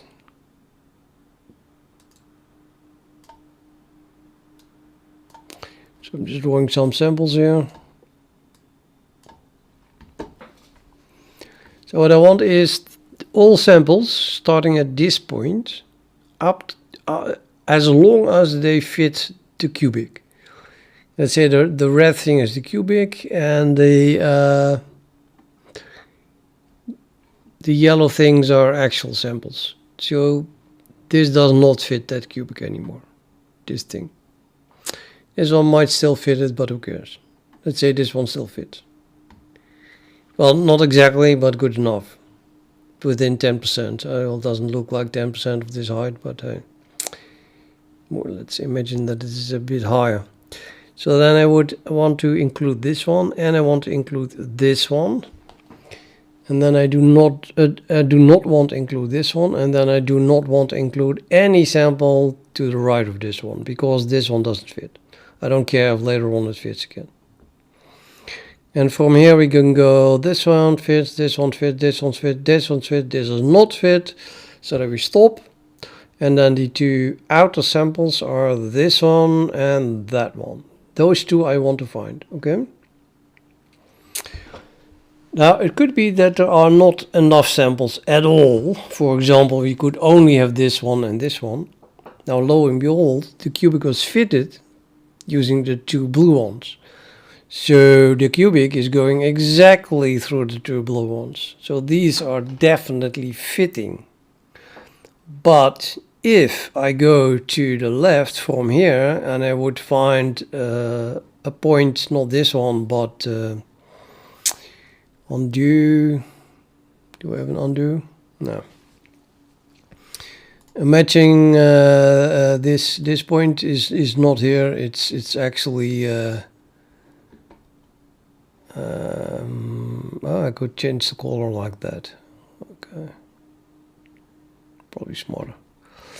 So the first point here is here. So we go search, we go from here, we go to that side, we find this one does not fit, then I stop. Which means that that one does not fit. But it also means that my algorithm failed, because I used these two to find this minimum. So no way that it is acceptable that I find any sample in between the actual extreme and the first sample that does not fit. I would have to assert, this is like alarm bells. Yeah, we cannot have that.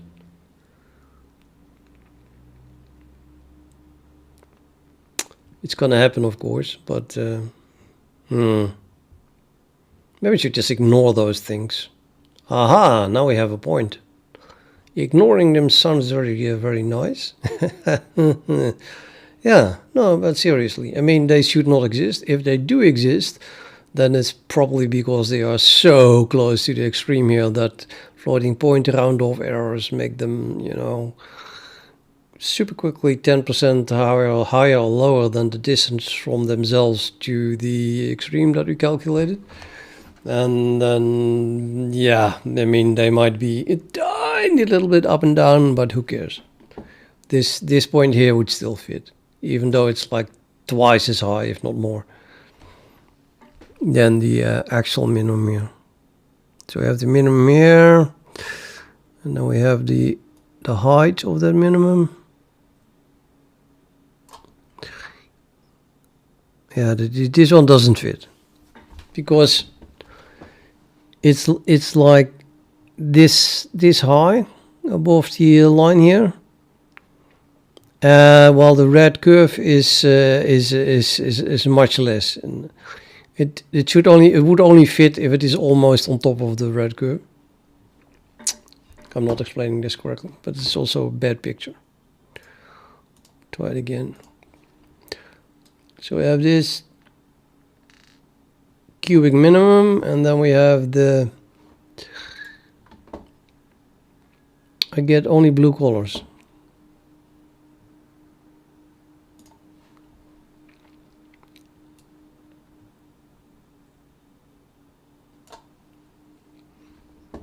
I can't draw. So that is the bottom, and then this is the height of the curve, and then 10% of this height is almost nothing. I really want green. Dude, give me green.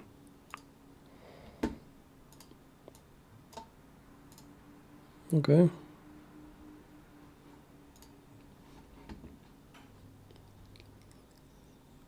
So 10% is like this, and then up and down. So if a point is on the green thing, could be a little bit higher than red or lower, but not more than 10% of this distance. Then I say it fits. But if it's like here, it doesn't fit. Yeah, that would be 50% off. But if now we zoom out from this picture, and then actually this thing is this here, this is that,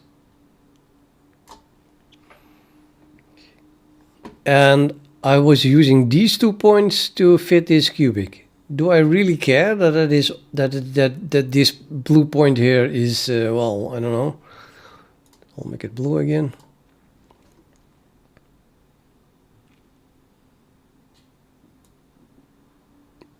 It's not blue. Well, it's sort of blue. No, it's totally blue. You say, oh, that doesn't fit. But yeah, it's at this point here.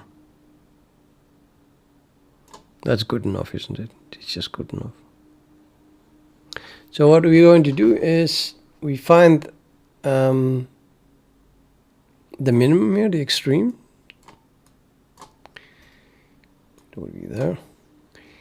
And then I want to find samples that do not fit, but I'm going to assume that they all fit, or they fit good enough, and if they don't fit, then it's really this story.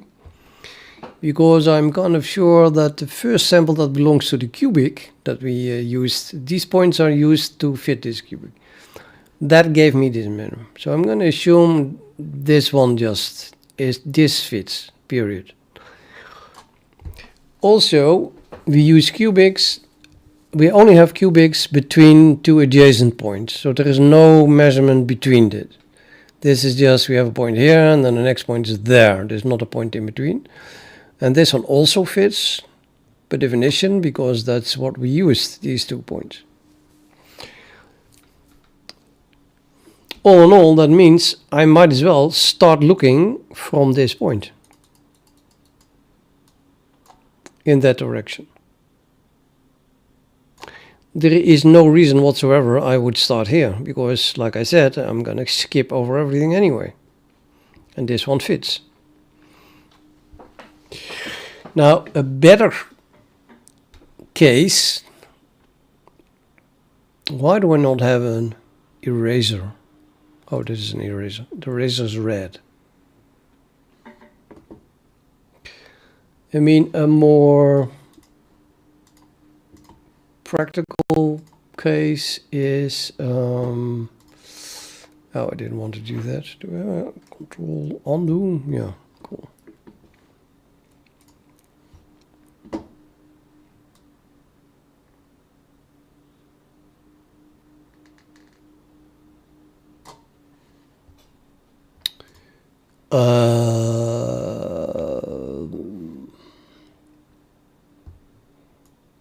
More realistic, I guess I should say, is that we have something like this.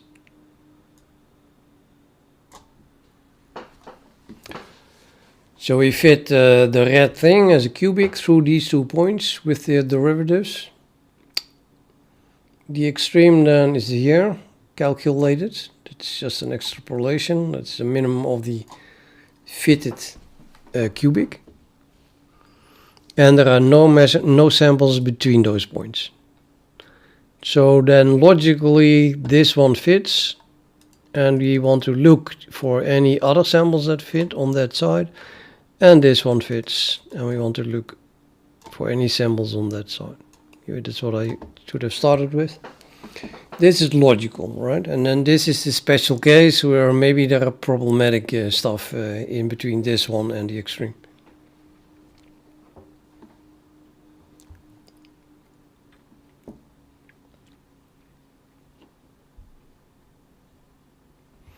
Yeah, so what we're going to do is we call this one left and this one right.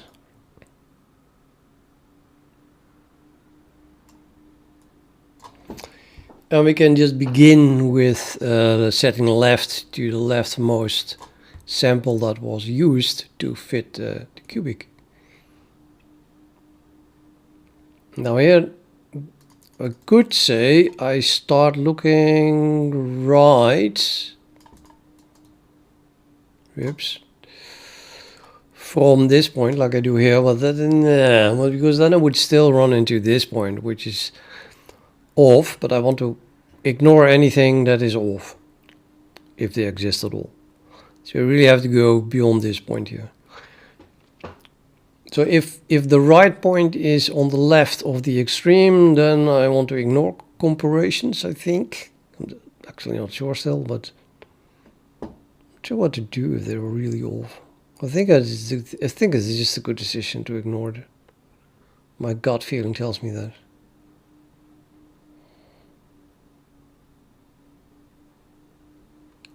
I don't know. In this case, I'm not very sure, but let's do that. That means that I should ignore all samples until I find a sample that is right off the actual extreme. So then the next one that we want to compare is that one. And then just go to the next sample and so on. But skip over these. But of course the same for the left. You know, if the left thing is on the right of the extreme, then the same thing, but mirrored. Okay, let's code this. So normally I have pictures like this in my head, and then I write my code without explaining anything. And nobody understands what I'm doing. How is that possible? But now you have the same picture, so now you should maybe be able to follow what I'm doing.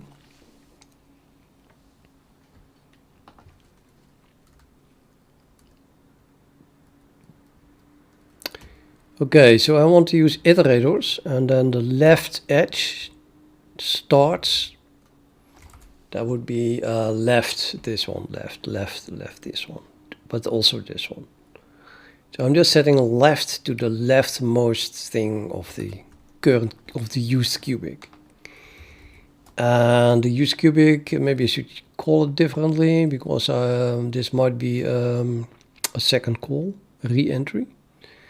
We redo something. If we need another sample, if we don't have enough samples, then I ask for a new sample, leave the function, and then enter the function again. Then we can skip this part because that's still stored in the same, but we didn't store this stuff, so we have to redo it in that case.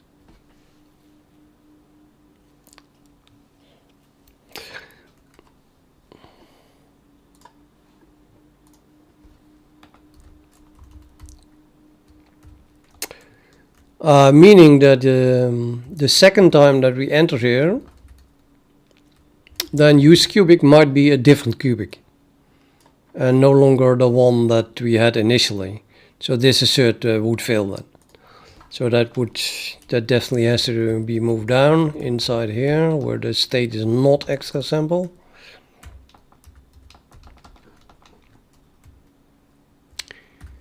The scale value is also using cubic used. Oh boy.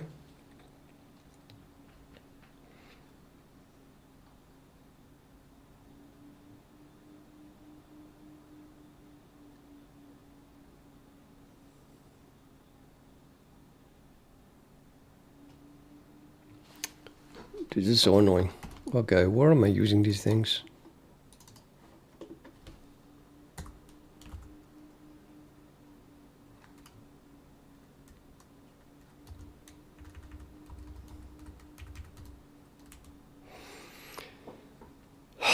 Let's just move it all inside of here.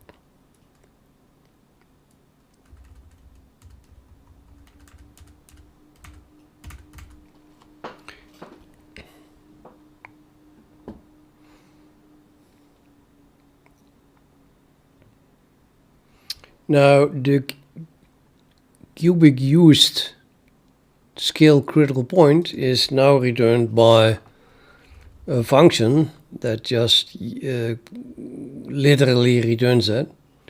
I called that extreme W.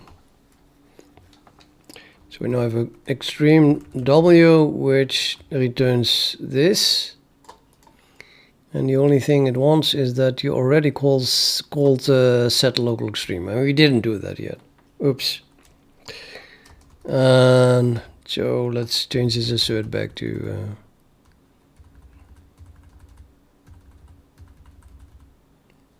that.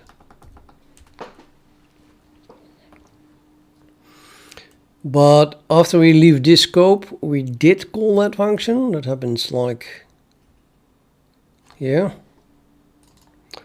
So after calling this function, I can just use extreme W on cubic used, but outside this scope cubic used might be not cubic used anymore, but still cubic used in last extreme cubic. So instead of using extreme W, I can use last extreme cubic extreme W.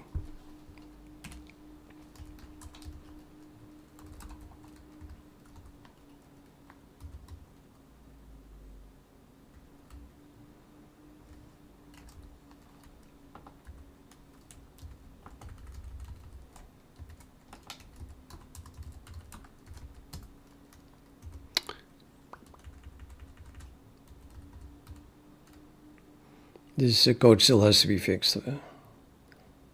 I'll leave it like this because extreme W is not even defined anymore. I moved it inside another scope, which we already left by the time we get here. So this won't compile, therefore I won't forget to look at it.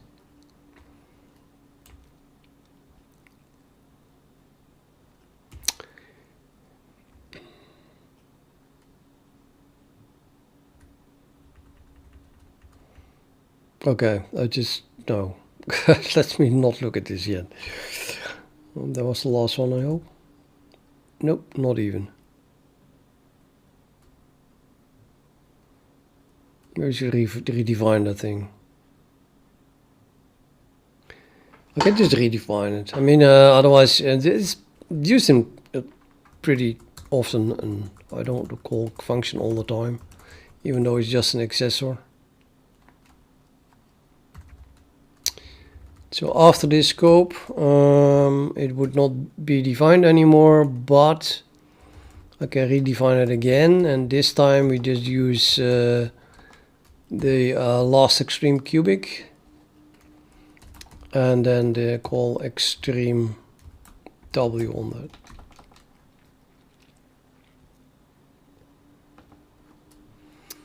And then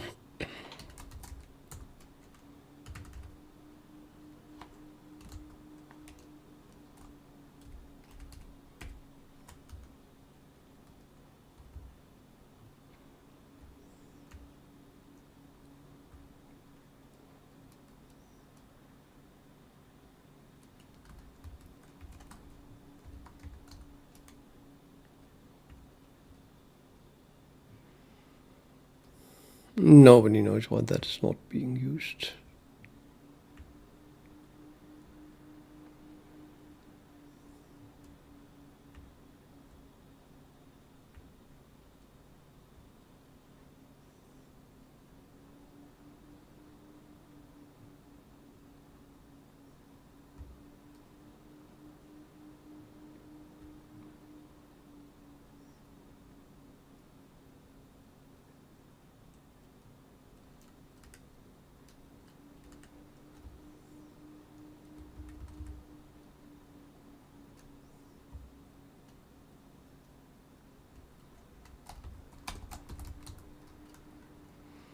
It's only being used here.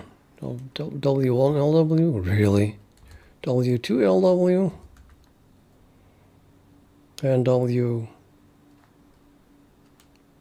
Oh, it was W2. So I'm calling it on W2. Oh, that's not... What? Is that... Oh, I'm not... Oh, yeah, never mind. I'm not fitting through the extreme, which is an extrapolation point. That it's actually expected that we don't use it.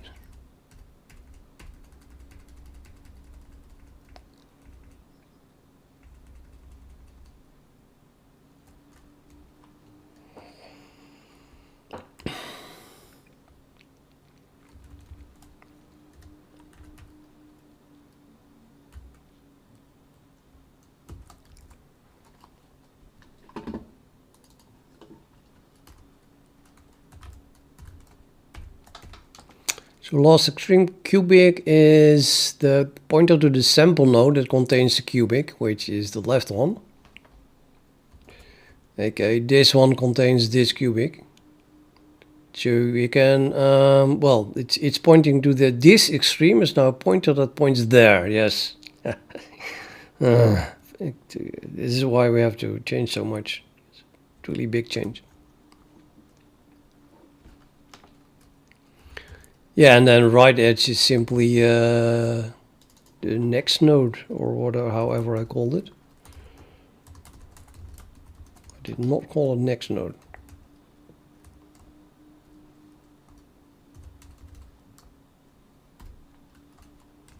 Example. No. At some point I switched to node. I was too lazy to type sample node. And now I'm using sample, or elsewhere I use node. Anyway, the thing is called next sample.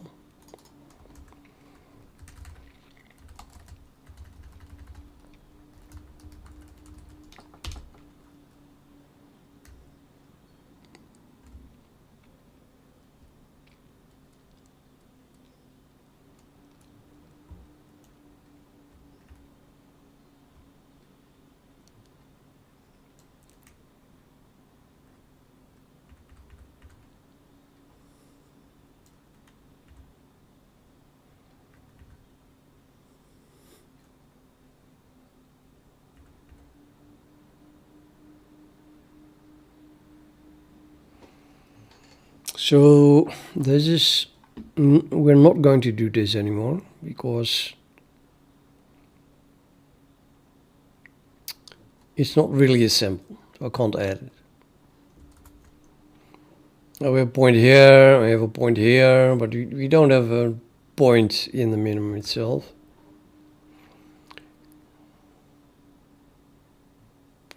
I do, however, want to fit through it, I think. Do I want to fit it through it? It's a good question now.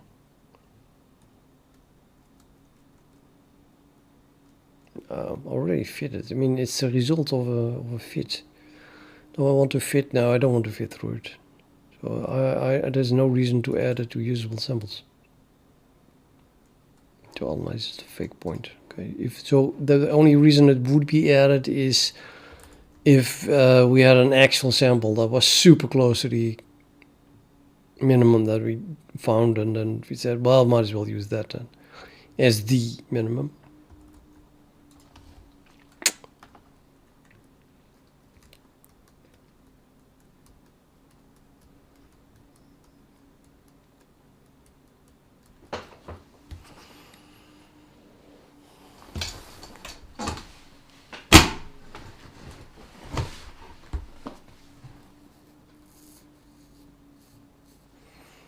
No, I think I can delete this whole thing.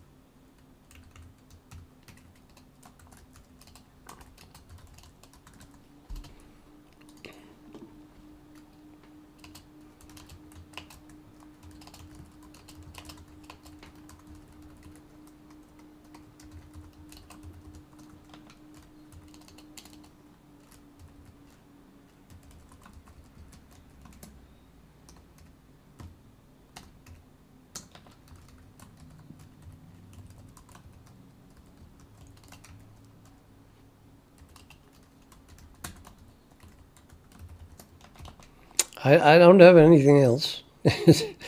And I need an R end maybe, but I'm not sure. I can't use that, of course, because it's a reverse iterator, and this is a normal iterator.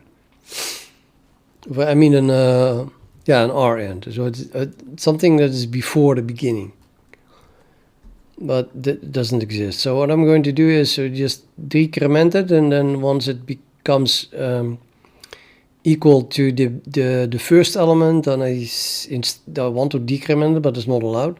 So then I set it to end, and now it detected that way. And I just want the left edge not to point to anything if it cannot point to anything.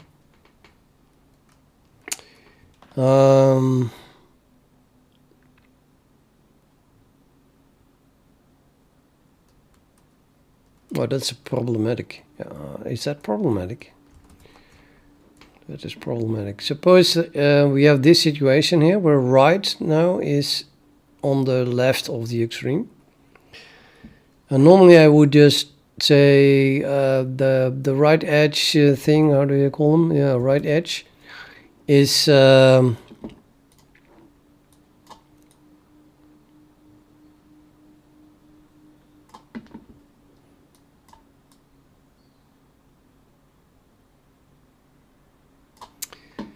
on the right side of the extreme. But suppose there are no samples at all on the right side, then what to do? Then I still want to add this one. It's just the rightmost sample, even though it's not past that one. So I do want to include it. The only reason I want to continue to the next one is if there is a next sample, which is not on the right side. So I would have to, it points to this one, and then if that one exists, then I move right edge. No, then I don't move right edge to it. If this one exists, but it is before that one, then I look to the next one, and if that one exists, and it is on the right side of the extreme, then we move right edge to that point. So I need something that does not touch right edge. I need a temporary thing to iterate over the samples between right edge and the extreme.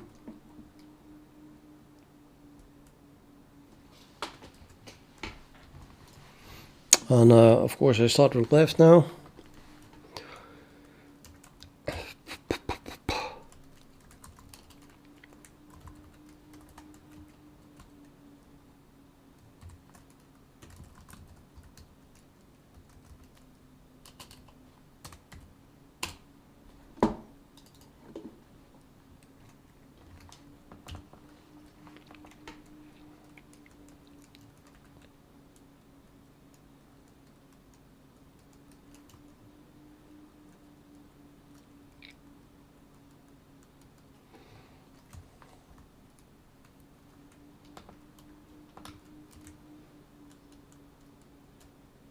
I'm gonna begin with right because this is extra hard because we don't have an end or a pre-begin thing.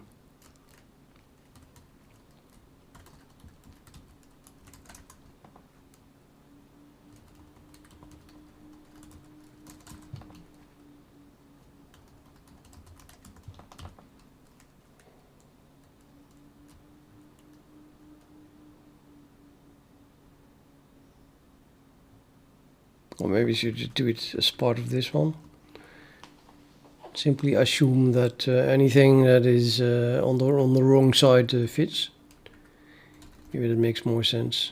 This only is... No, I don't think this makes sense. Let's forget about this. So left and right do point to the right thing. Except if we find any others that match or... No, not or. See? Getting a headache. Well, not really, but...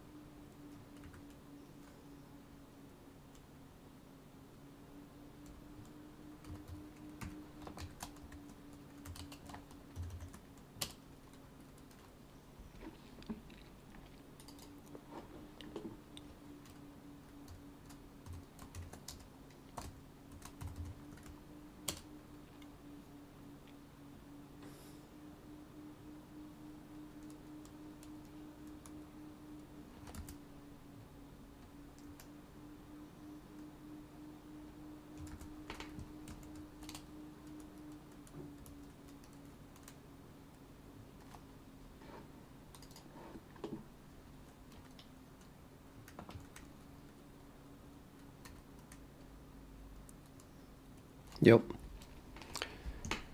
So temp right edge starts at right edge. See here. And right edge is definitely not at the end. It exists. I increment it.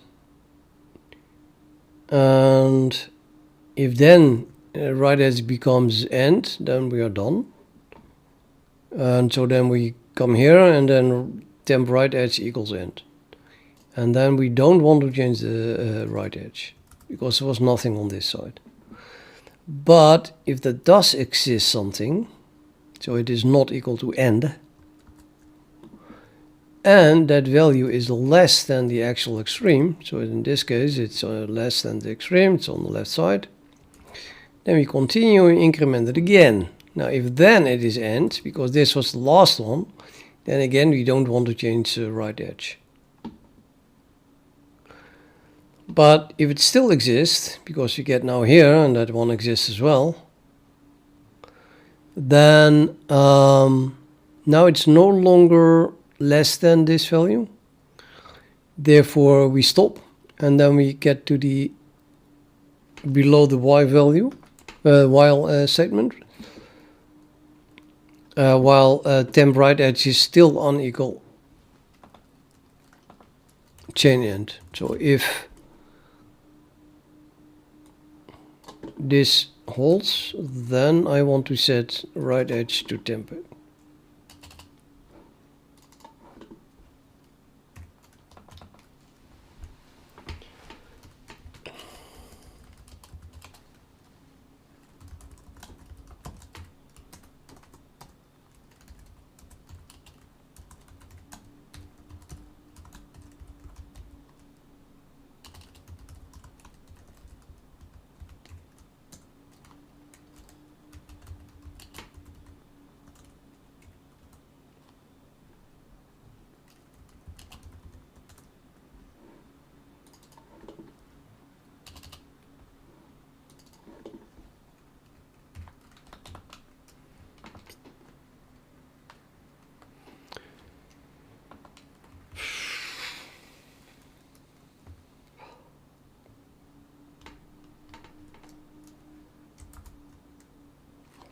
So that would be the case where, say,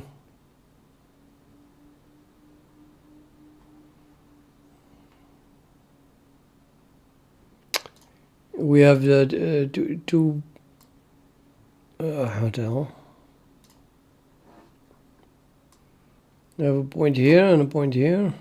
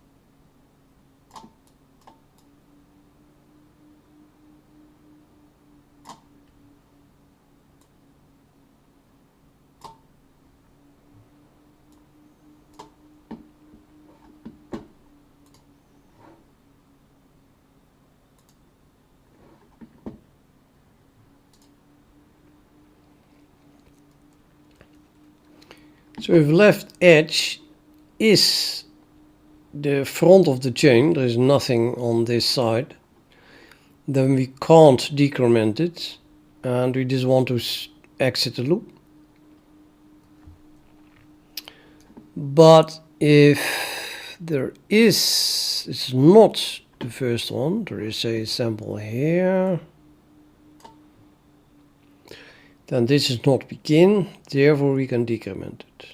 And then we get there, and then I can test this one. So we have to do something like while temp left edge is unequal chain begin, And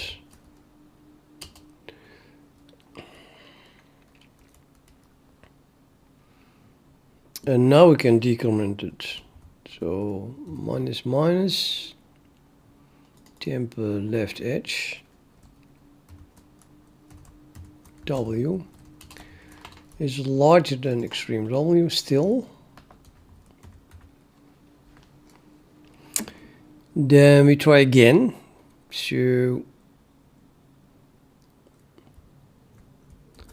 this is not the beginning, so we decrement temp. And then we see that it is still larger than this.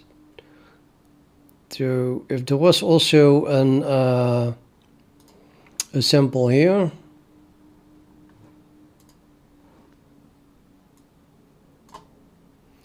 we would have decremented it again.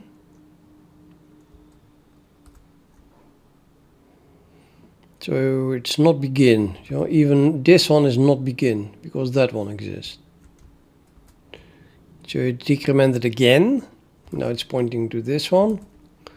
And now the W value is not larger than extreme because now it's on the left of the extreme W value. And then we stop. And then I want to assign left edge to temp left edge. This must be assigned now.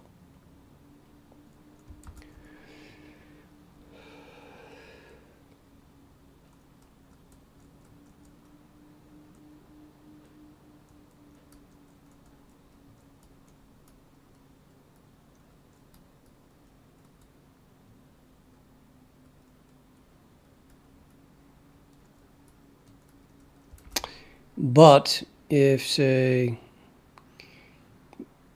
there is nothing in front of this one, then this one is begin, and then we stop here. How can I see the difference between the two? Because now I do not want to assign anything.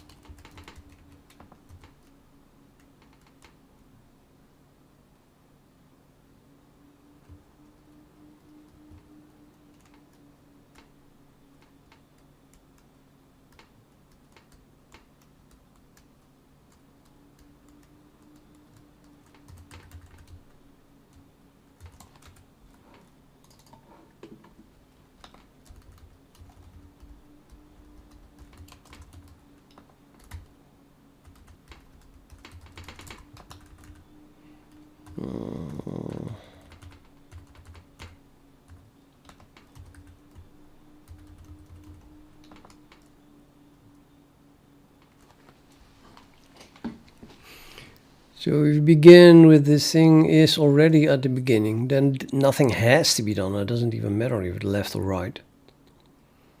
They are already equal. So I don't care that this was false. It's just an initialization value. Could also set it to true, actually.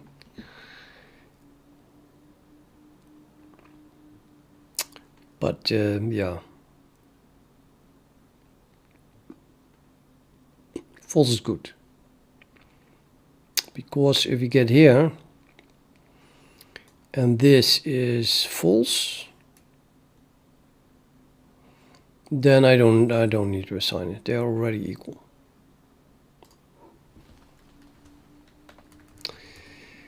And if it is not equal to begin, then I'm going to assign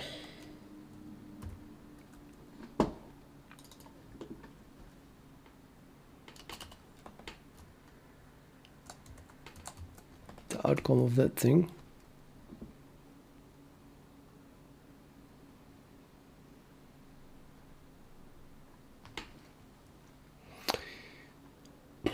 But this means that it is on the right.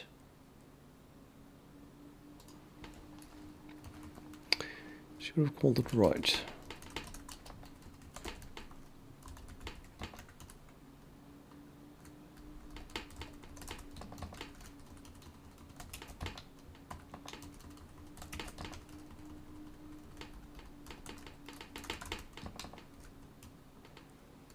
circle on the right means that the last test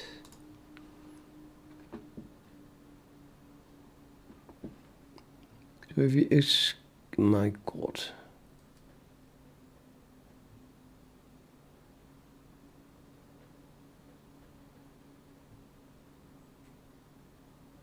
Yeah, this means that no. Well, yes, but I'm so confused.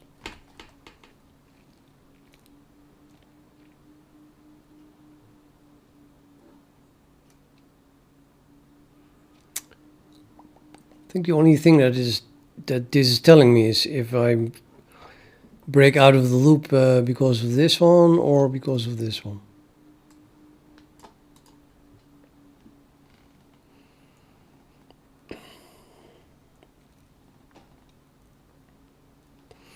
And I suppose I only want to assign it if we break out of the loop because this failed. Then we have a temp left edge with a W value that is not larger than extreme.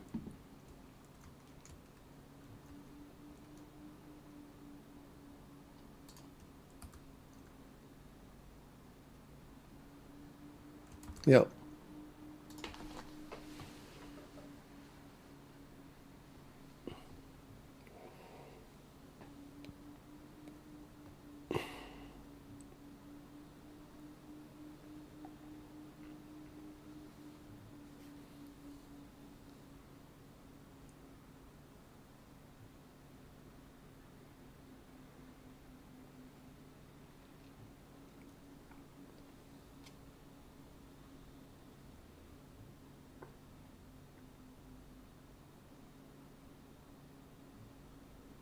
Yeah, that should work.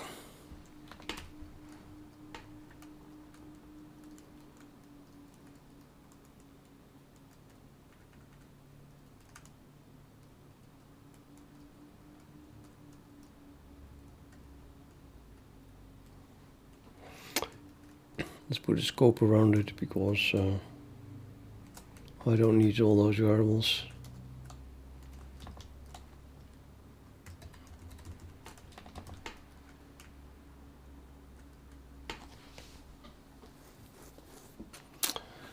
This makes clear that these are super local. And this one and this one. These are not used below here.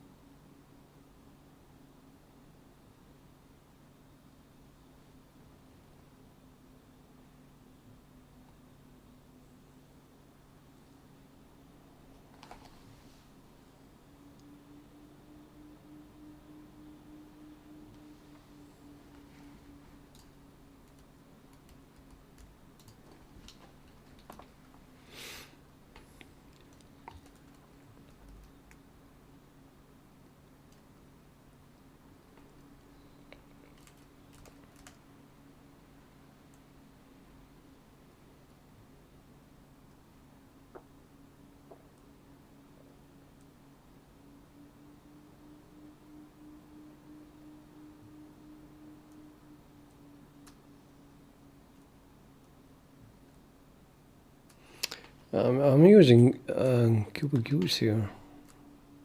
Again. Did I rename at some point? Not sure what that was here.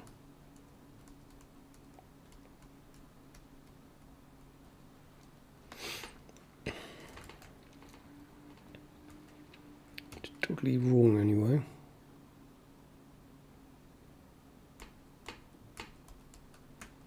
I must get the scale of the last extreme cubic, I think, yeah.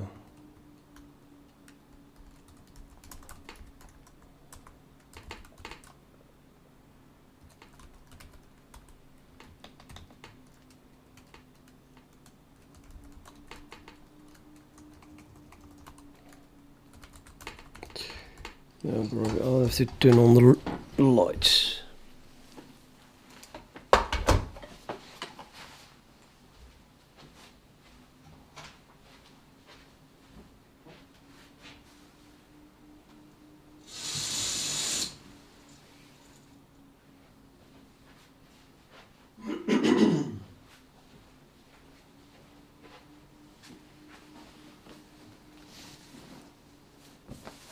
I need to drink something. Let me get something.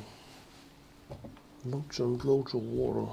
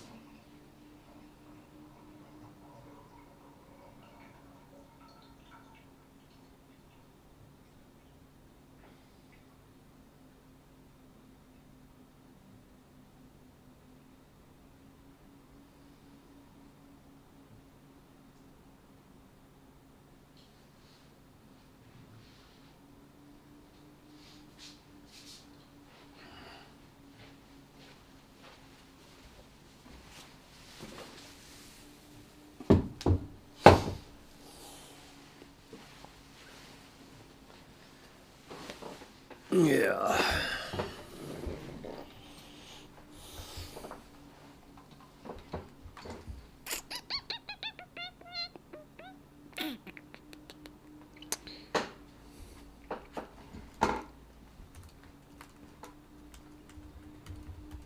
Use scale.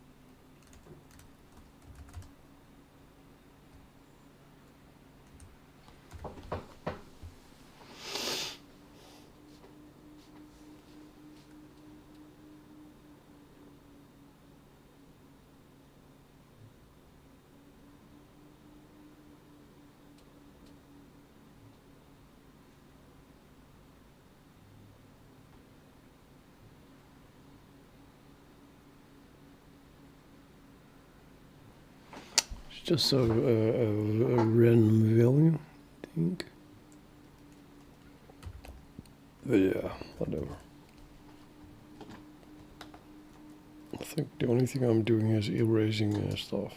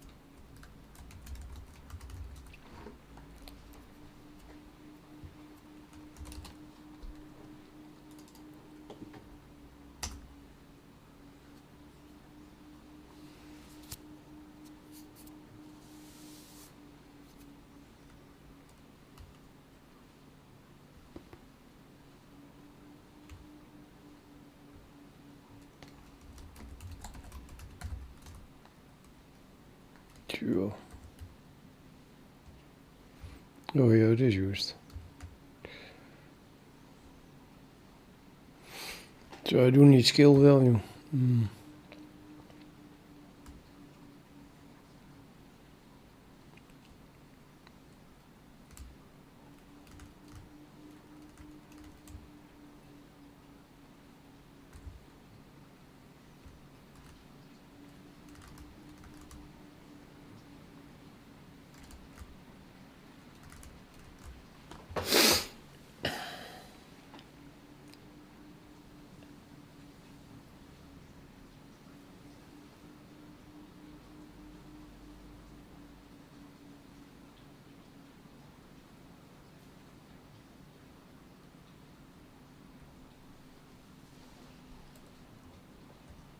Looks like it's not even used in this scope. It would be ridiculous. Nope.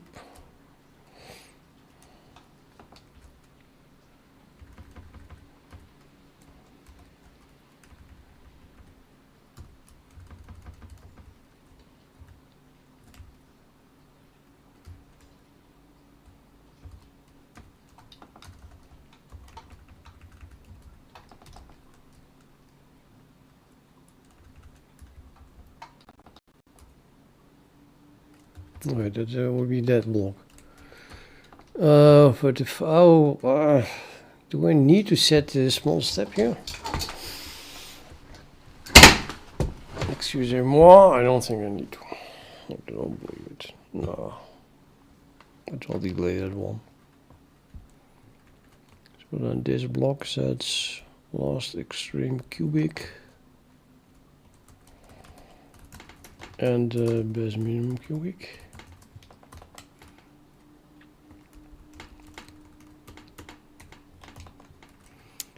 And I don't want to do this here. Let's do that there.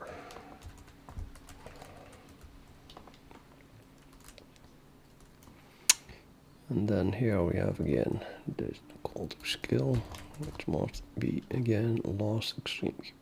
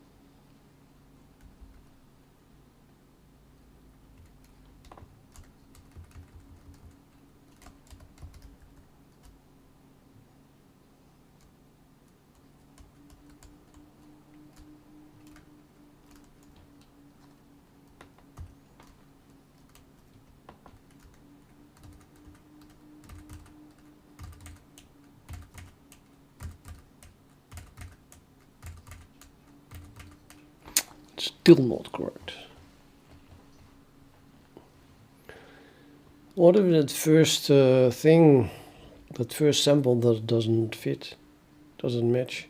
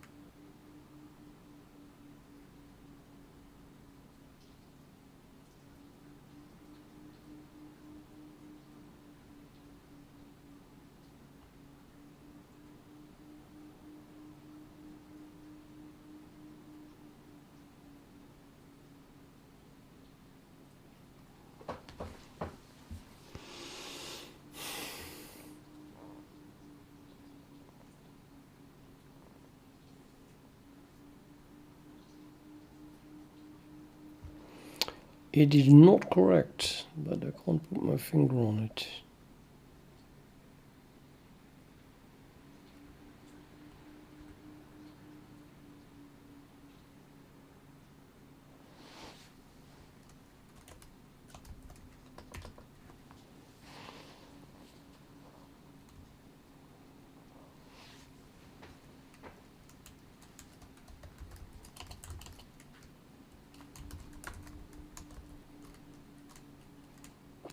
It's not even what this thing is doing here, man. What? Why is this so difficult?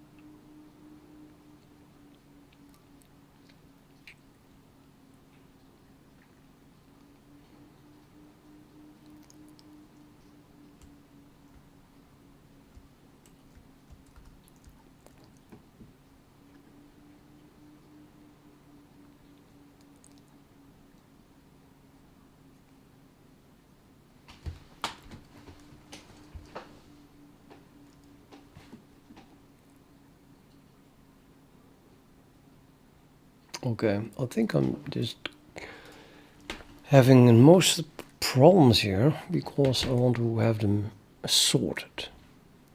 Maybe I should have dropped that. The whole idea to have them sorted. I'm not even sure if I need that. I'll think about it.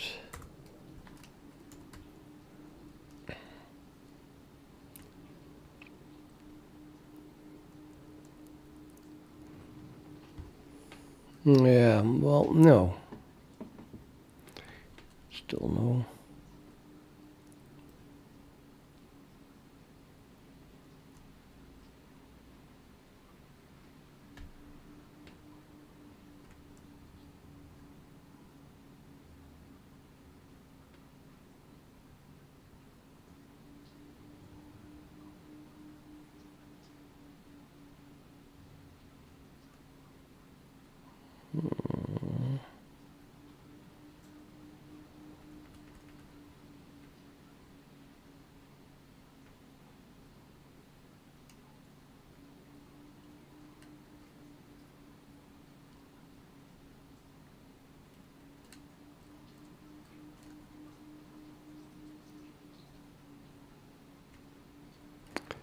Yeah, I don't think it has to be sorted.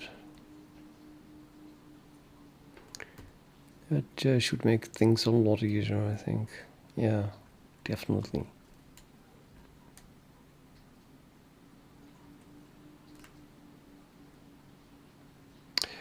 So I don't care then about the sides anymore. So I'm just going to define this as max samples period. And let's then store, yeah, 3 is enough. No, wait a minute. Well, 3, okay, we'll just use 7. Same thing as we have here now.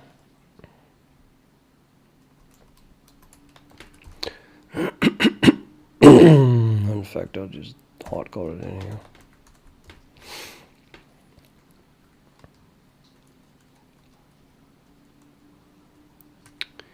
Don't need that anymore.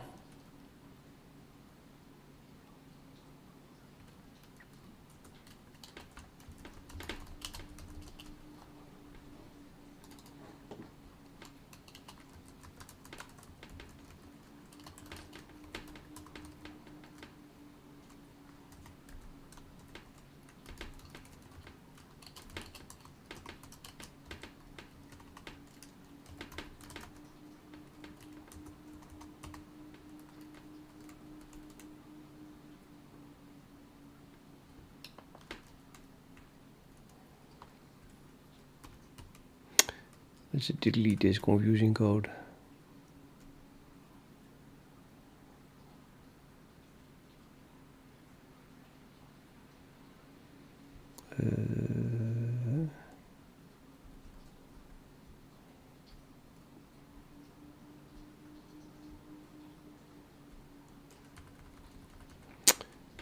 Need to keep this so.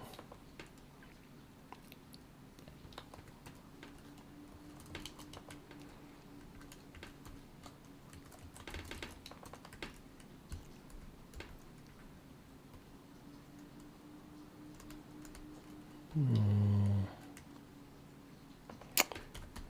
it.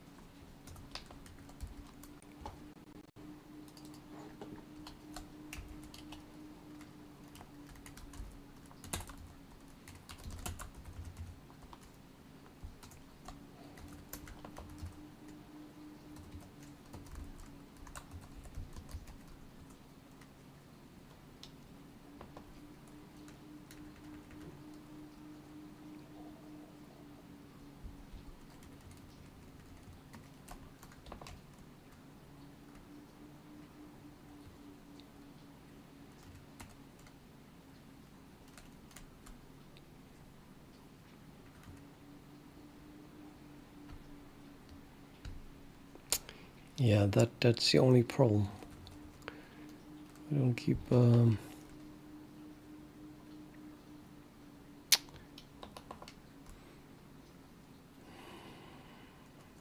now I need to keep track of which symbol was added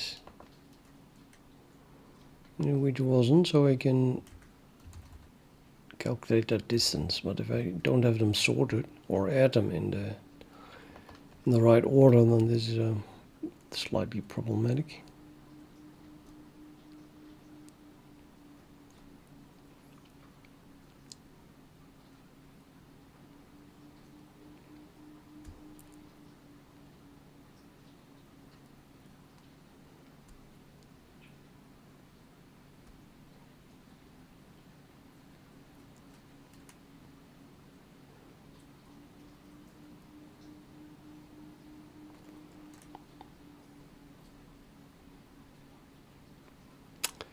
Maybe I should just add everything and then sort the array and then remove them again. Probably not a bad idea. Yeah.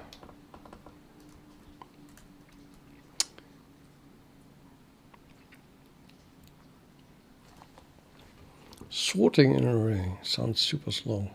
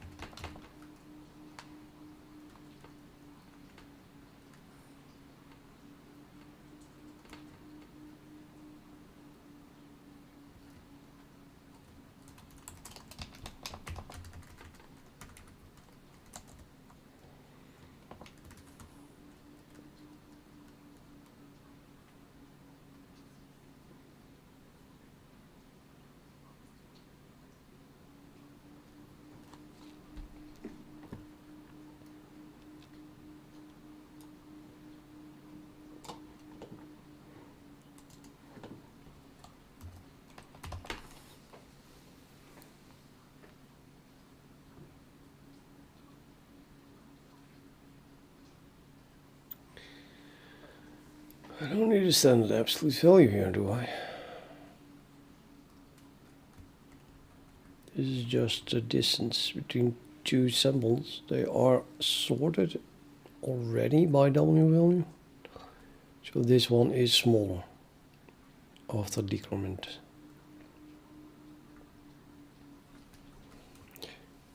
So I do previous W minus that should be positive.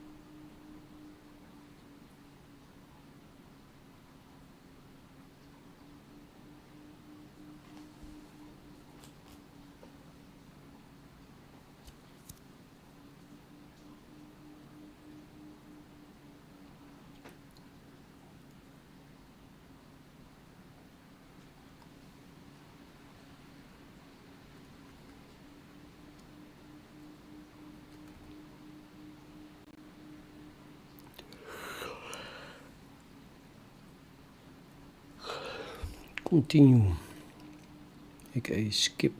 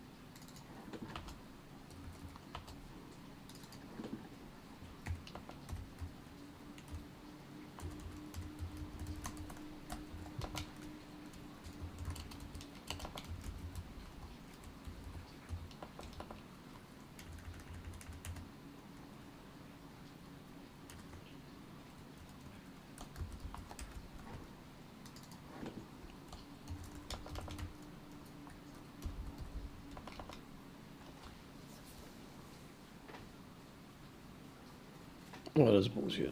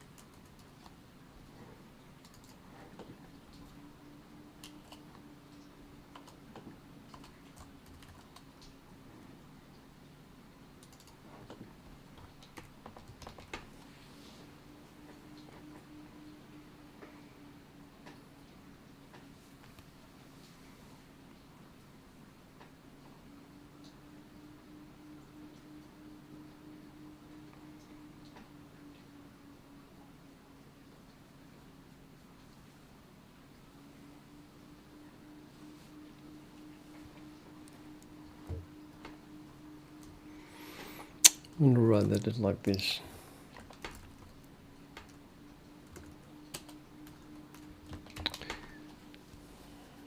Same assembly code, I think, but it still reads better, even though this is not a Boolean operator. Well, actually, maybe it is. Anyway, it works.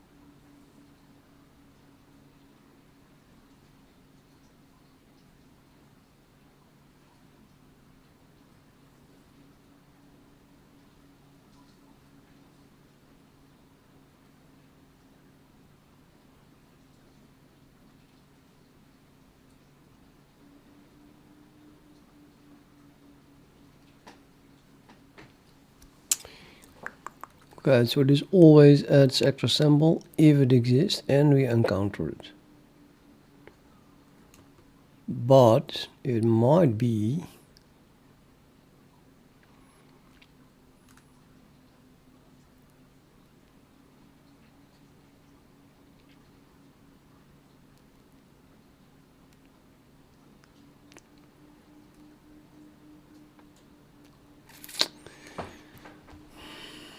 I want to abort this loop as soon as we get too far.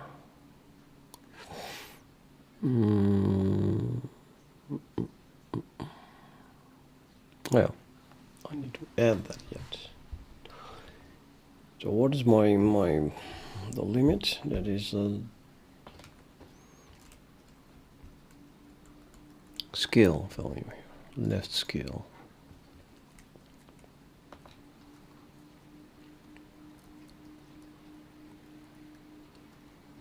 Extra symbol would always be added anyway if you encounter it. But if it is not the extra symbol,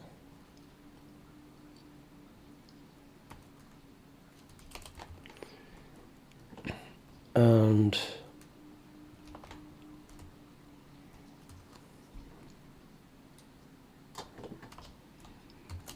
the W value is less than the left scale, then we want to stop.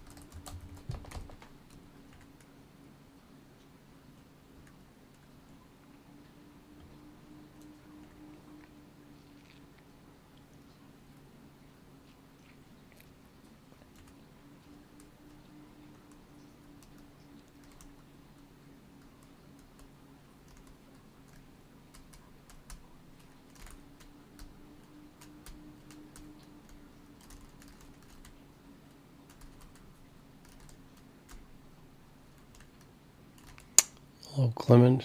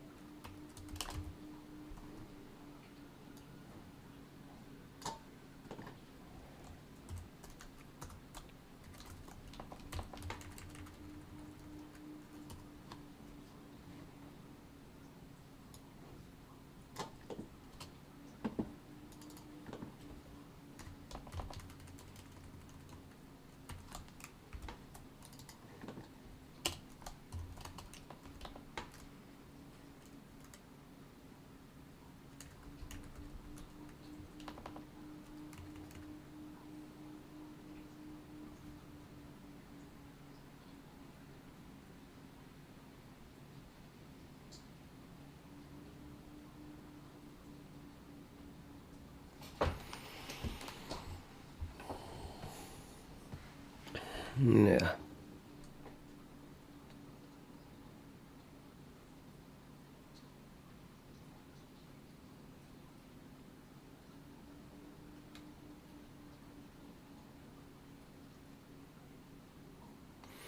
I need another one. Let's call this limit or something. No, max left symbols.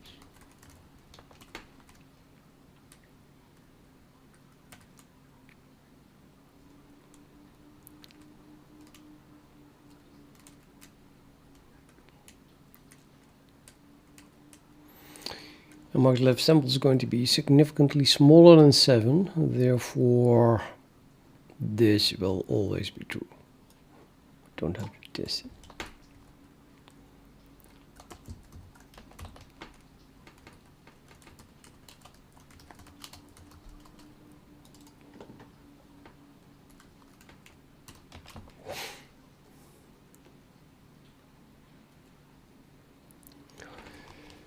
So now while looping to the left, we encounter extra sample, then this is true, therefore this is true, therefore we don't do this anymore, and extra sample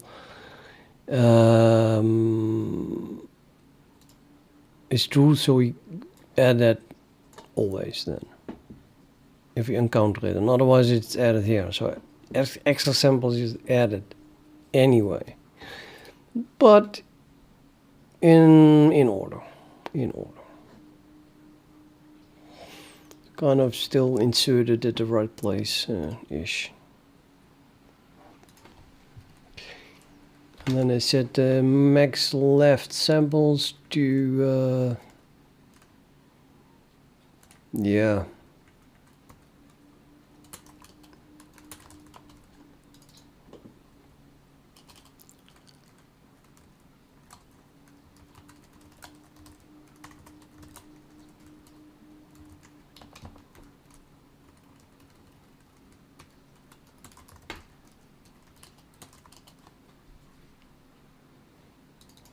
Do this again.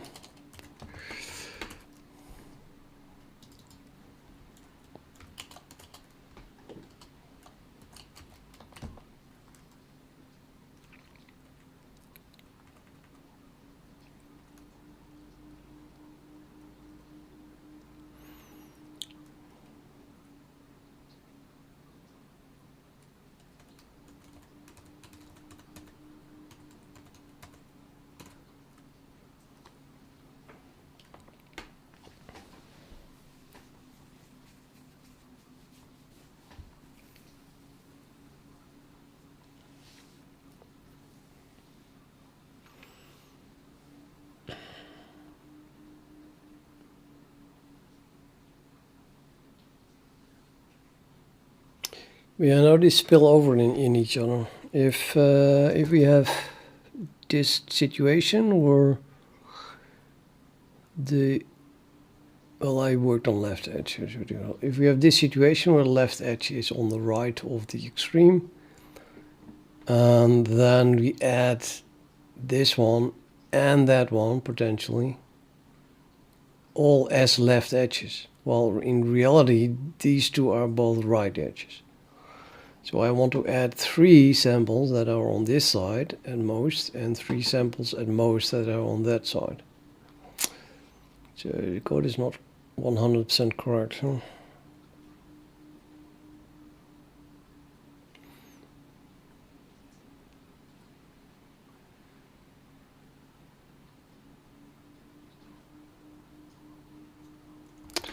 Maybe you should have 2 separate counters for left and right, and then increment the one depending on if it is on the left or the right side of the extreme.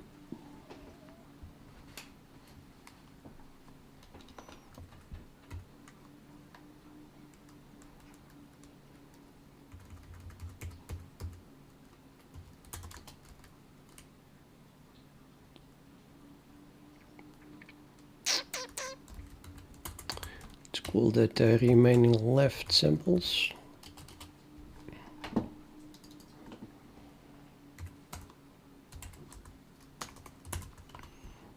remaining right samples.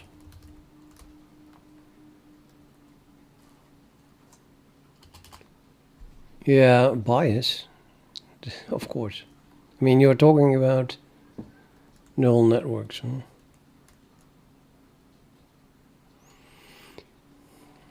This is so far from neural networks. Just a grain descent thing. The neural network bias is just included in the vector in my case.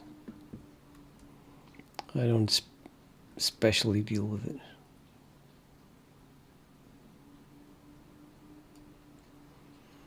You're talking about something else, I guess.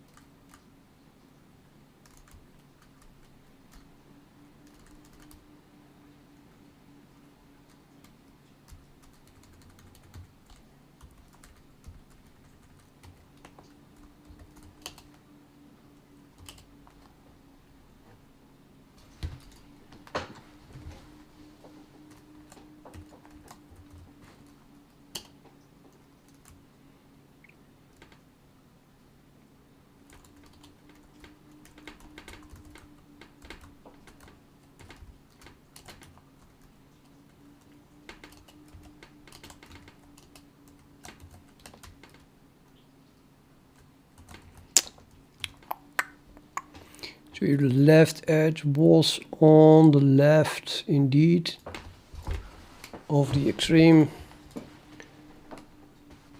Then the remaining left samples is one less, because we just added it here.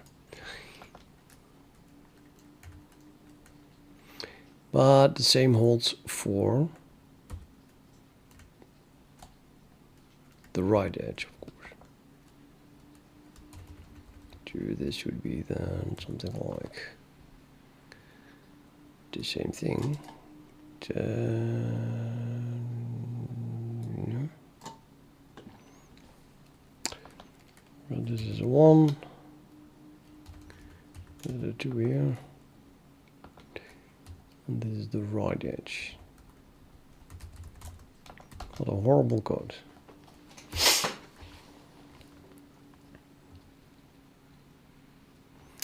I'm not gonna call this. No. I don't like to rely a lot on, you know, compiler smartness optimization, I guess.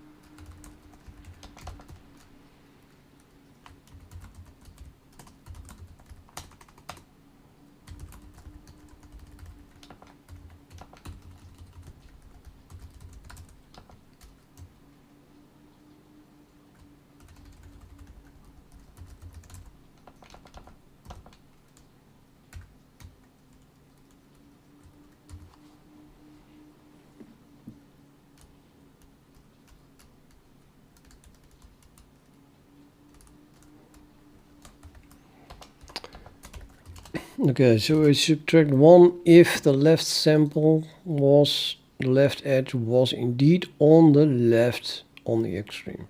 Then left must be subtracted with 1. And likewise, we subtract 1 if the right edge was on the left.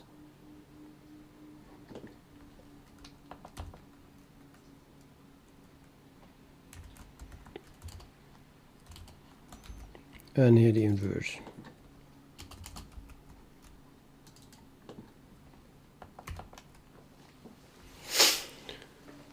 using the fact that a boolean is defined as 0 or 1 as soon as you convert it to an int.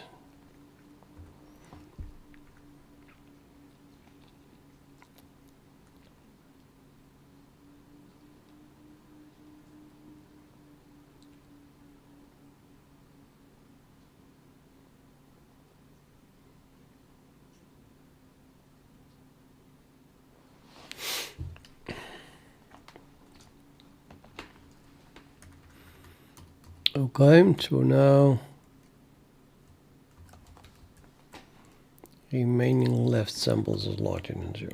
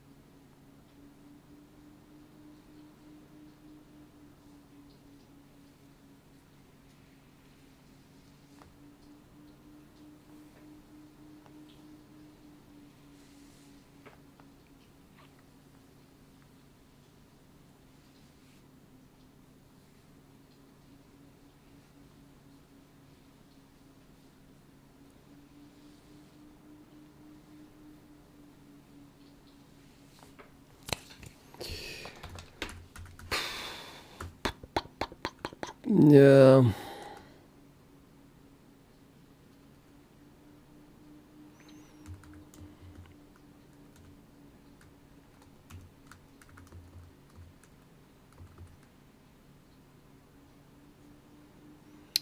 I'm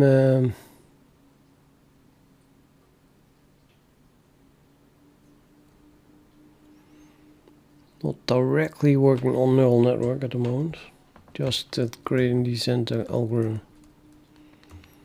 So that means that I'm not into the backpropagation or anything yet. Or yet, I did write code for that, but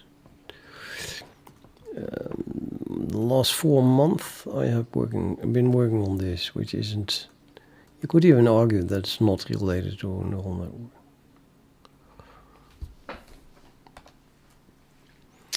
Well, let me concentrate. What the hell? So we have this, and then I update it here. And that should all be okay always, because I'm a maximum adding twice the remaining left samples, so twice max samples per side, I think, in total. So that's 6. There's always 1 left for the extra sample. But I would hate to crash into this and then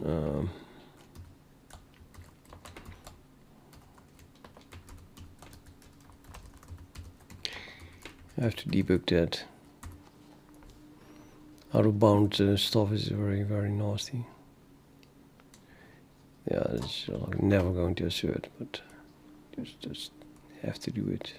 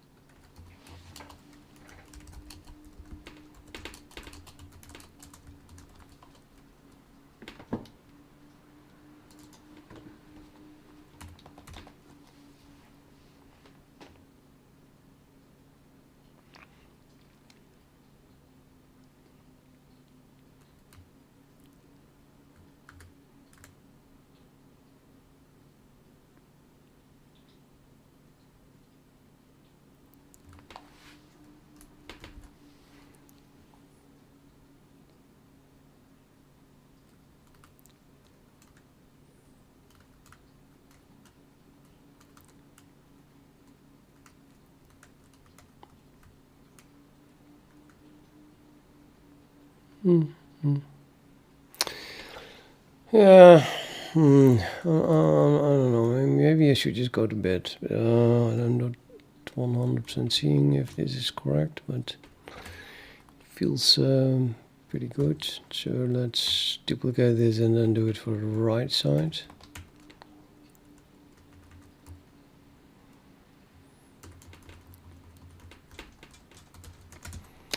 Right edge.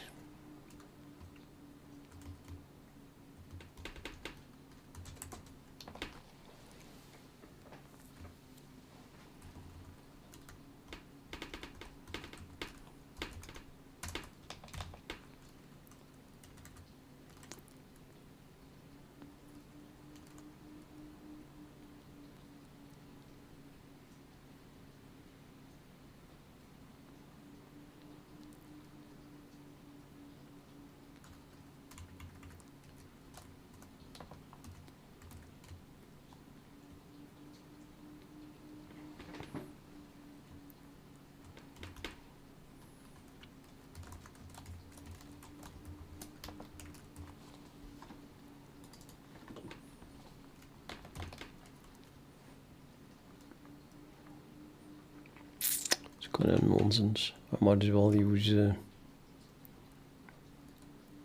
left node.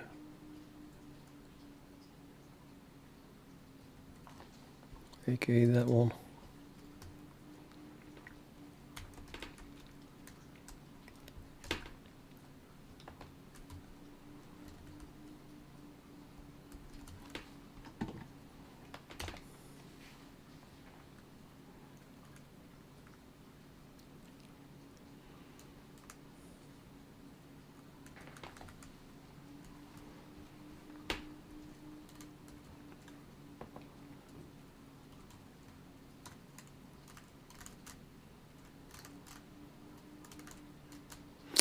Wait a minute, right edge was already added, so I would even check it. Well, I have to start with an increment. So let's do this instead, right edge.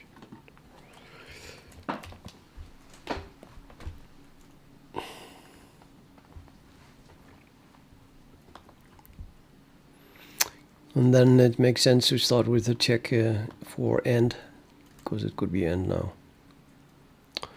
So if it, after incrementing, it's still not... I don't like this, sorry. I have to increment it anyway, so let's just do this and then use a pre-increment.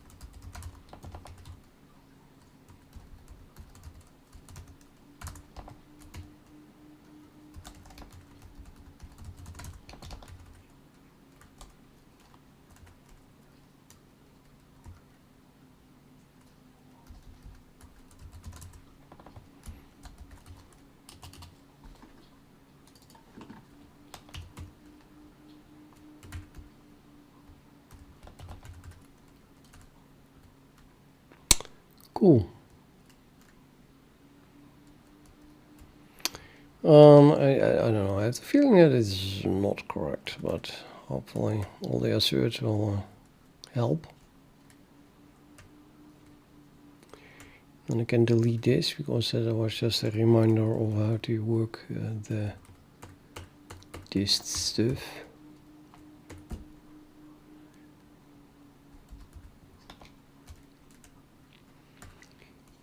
Number of symbols within scale range. Well, not really, because this already includes the extra symbol.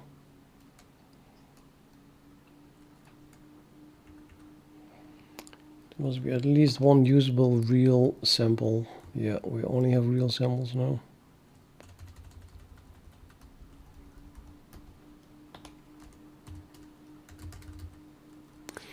I don't think double derivative is a smart choice. I'm only using first derivatives. Because, yeah. Back propagation gives you the first derivative, but I'm not too sure about the second derivative.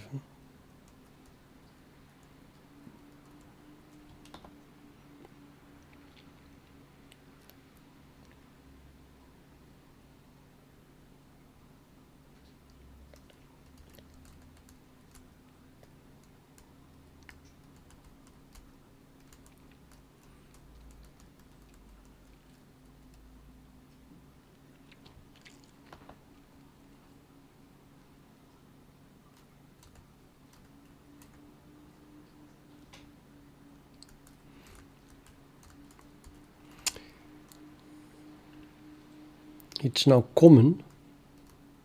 Must have missed something.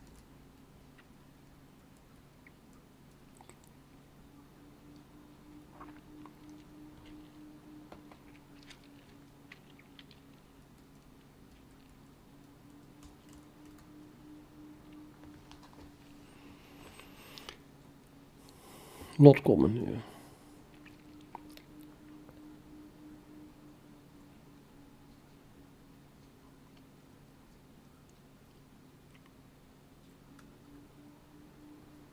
No, this thing here. Let's try to compile what I have so far.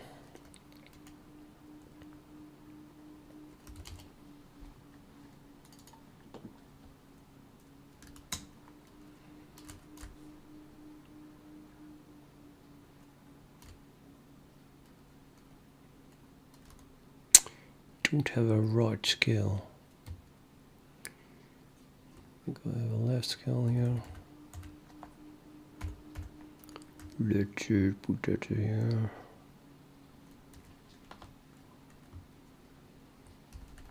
The right scale is the right edge.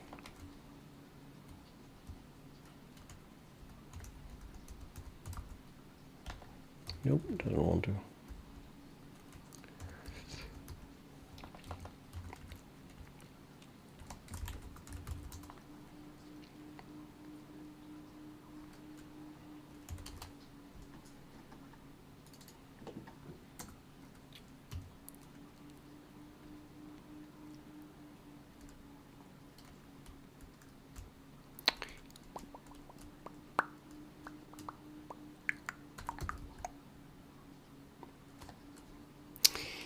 Yeah, usable samples. What is it?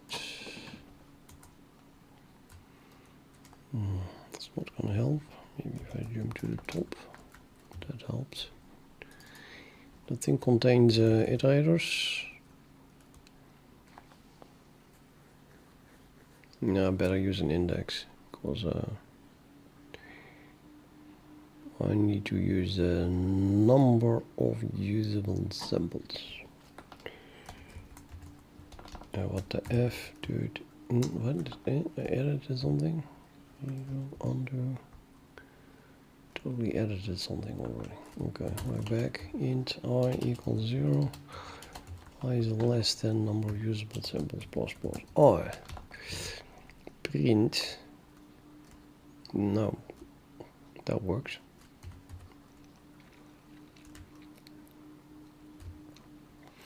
Now it's not sorted, which is probably annoying during debugging.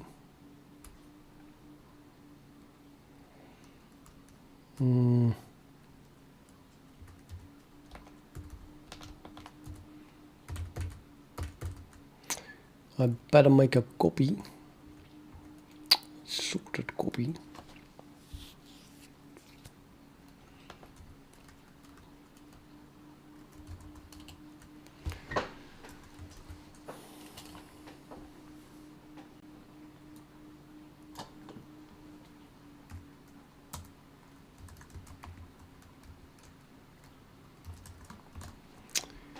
I never use standard sort. I just consider it too slow, I guess. How does that work? Standard sort. Standard sort for array.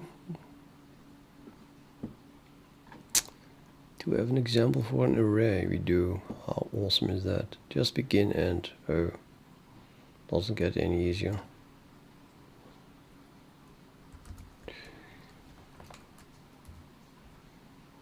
No, I could even remember it.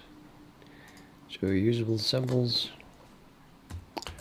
begin, comma, usable samples, and sort in place, bitch. Yeah, now we get it in the right order.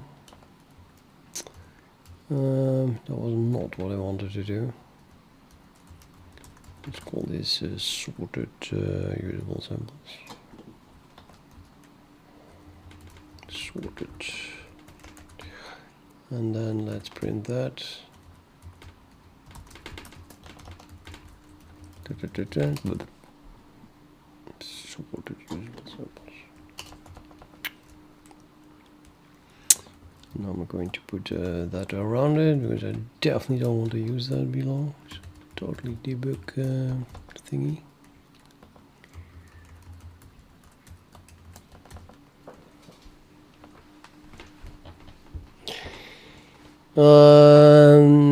If you paste a link, I don't see it, and I don't use LinkedIn, but you can message me if you want. If you look below the video, there is a link to Discord, which you can join and then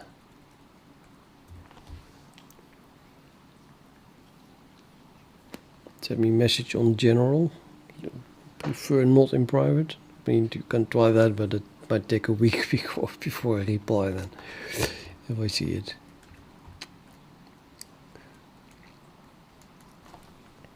No, I hate LinkedIn. They're bastards.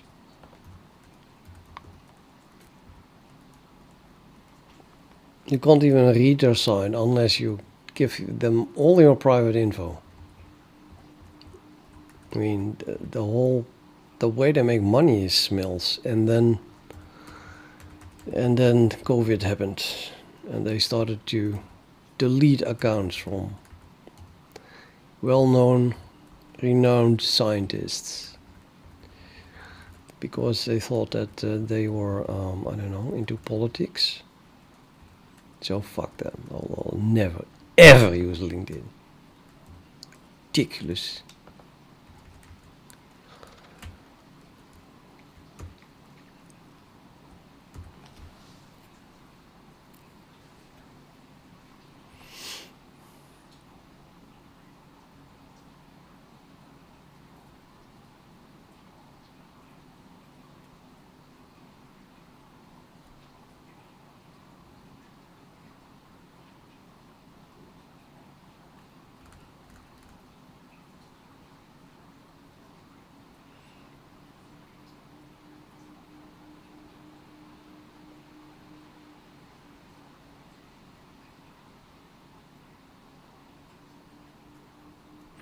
Yeah, I don't see it anymore. I think I'm going to bed. It's that time. Tells this. Can't print something. Can't compare something. Oh, well, it doesn't have a sword. Yeah, obviously.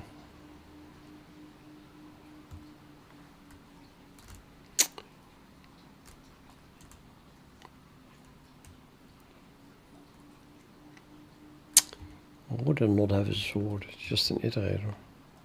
You can't sort iterators? Is it an iterator? Good question. Yeah, it's an iterator.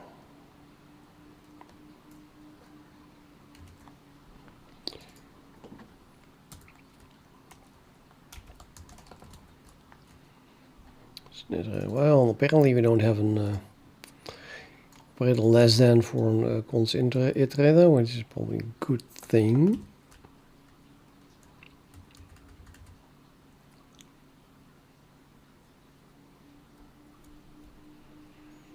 Hmm.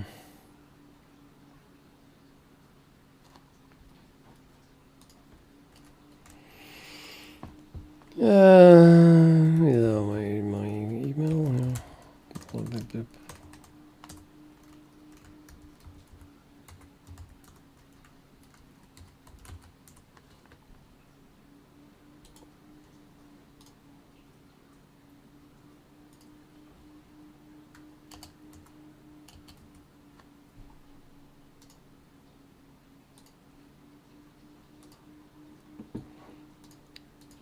The quartet.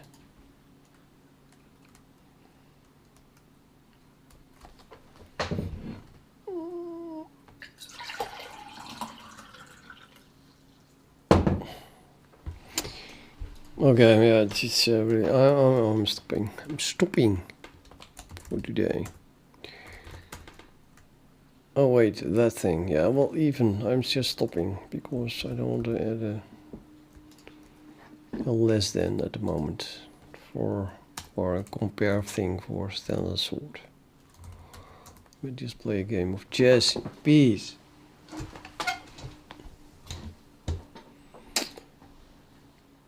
Let's win this one.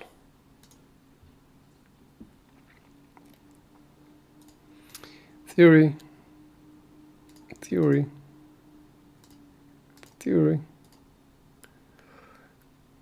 Theory. It's not just theory, but it's actually theory that I know. Now I'm not so sure anymore. Well, classic was here, but it's probably not even the best. And I don't know what I like to do. I think this one.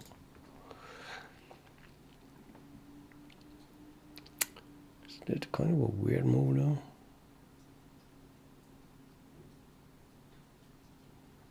Well, let's try that one just because. And now we can do that pawn and then again, and then I lose my pawn here. Or do I? Yes, of course you do. What shall we do? I can just go back, I guess. I just go back. Which is a ridiculous move then, this bishop move.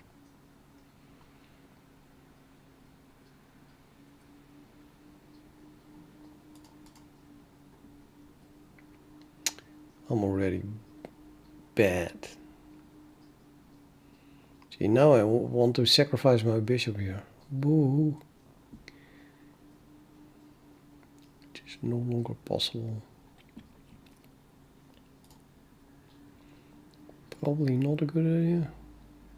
It's possible.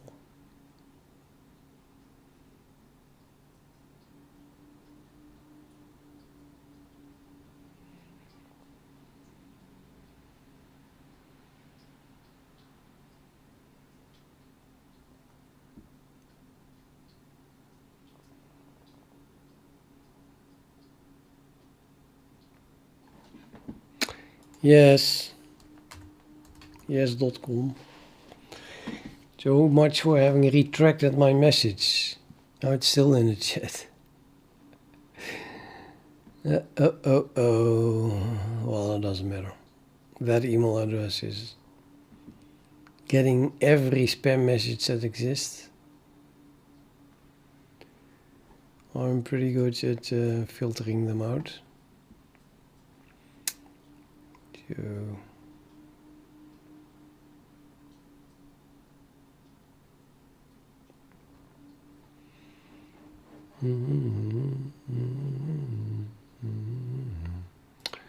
well, that seems like the only move, because you gotta finish your opening. That is, I have to play my queen, connect my rooks, and only then we can start to play chess. Is he going to castle or play the queen? Queen should go there. He's not going to castle, this guy. Interesting. Nobody believes that that is good. So, take my bishop. What? Takes a pawn. I didn't see that. I'm so stupid. Why am I so stupid? That this one is attacked? I'll probably just take it.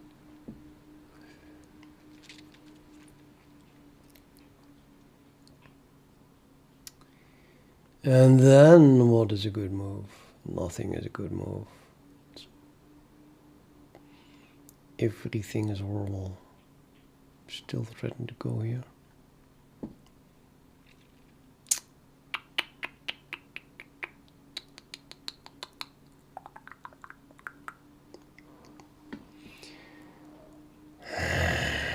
Okay, I'm gonna go here.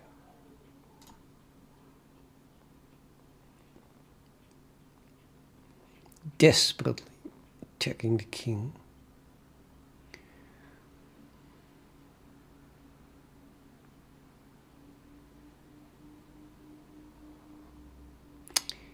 Castle, please castle. Oh, castling would be so nice for me. Damn, he did not castle.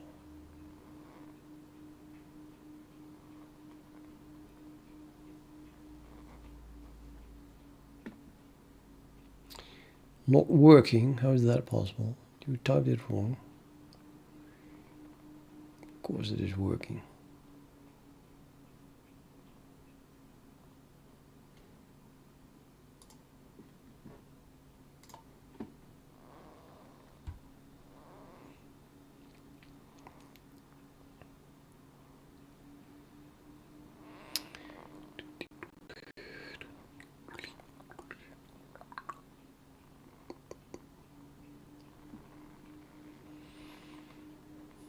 Take, check.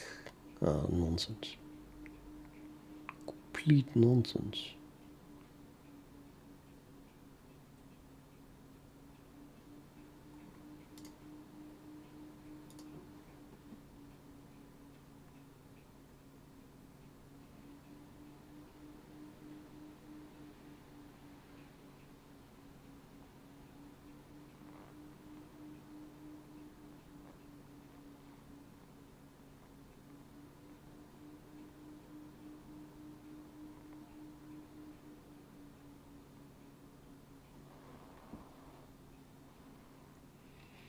Maximum annoyance.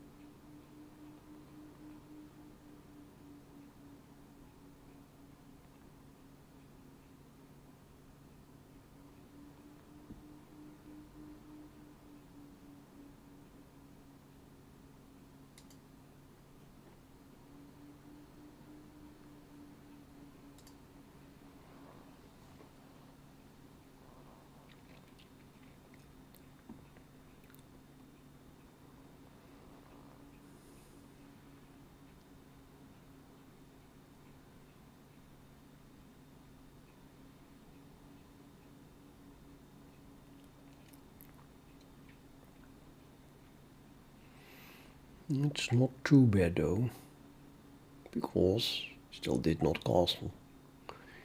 This guy feels like he does not need to castle. Okay, I'll have to do this now, which sucks. But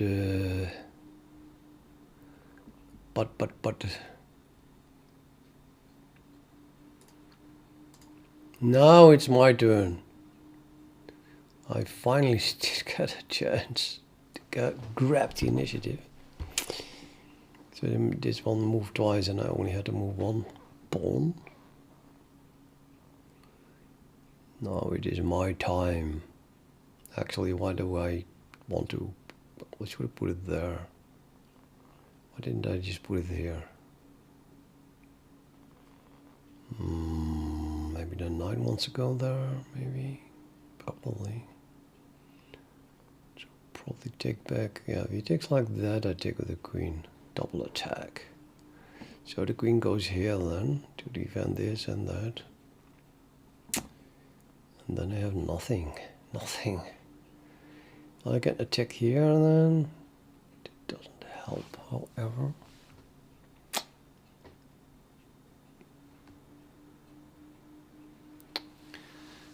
Wow, did not take that. Okay.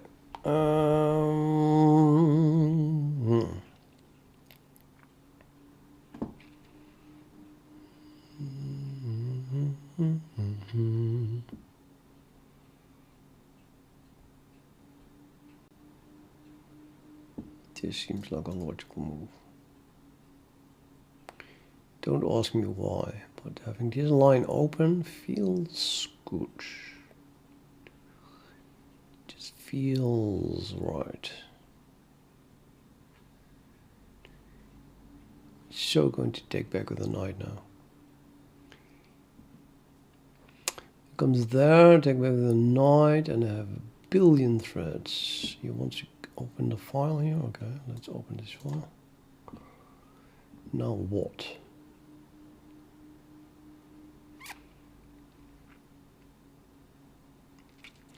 Can win my pawn back. Yes, I want to have my pawn back. Yes, please. Let's take the pawn back.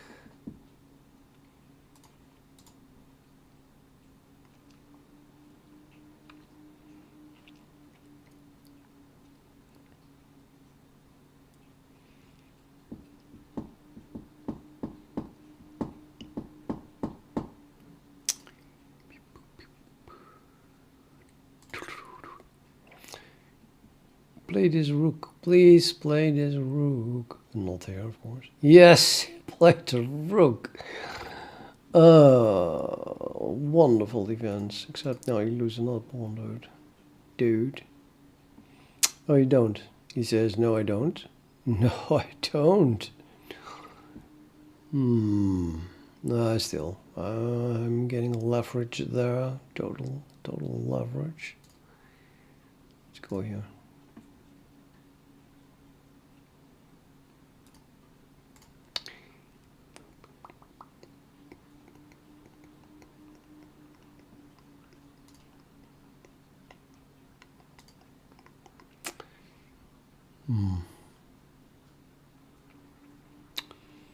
What shall we say about it? It's kind of attacking two pieces, so I'll just move it. What? I'm losing this pawn now.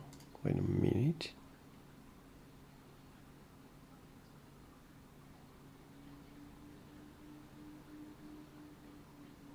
No, no time left. Okay, whatever.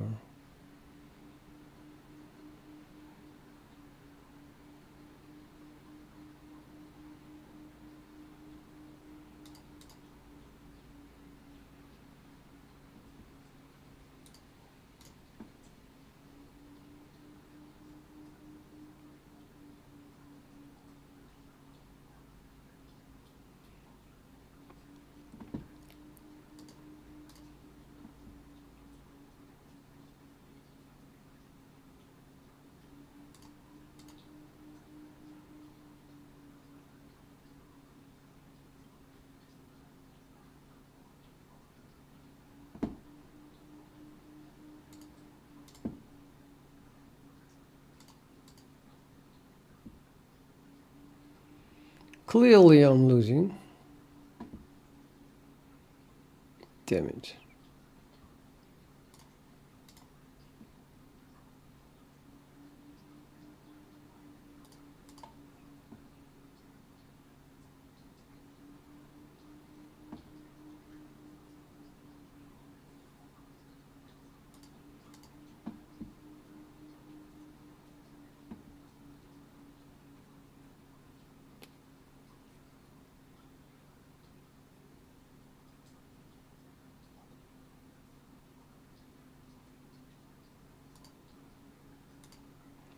Nothing.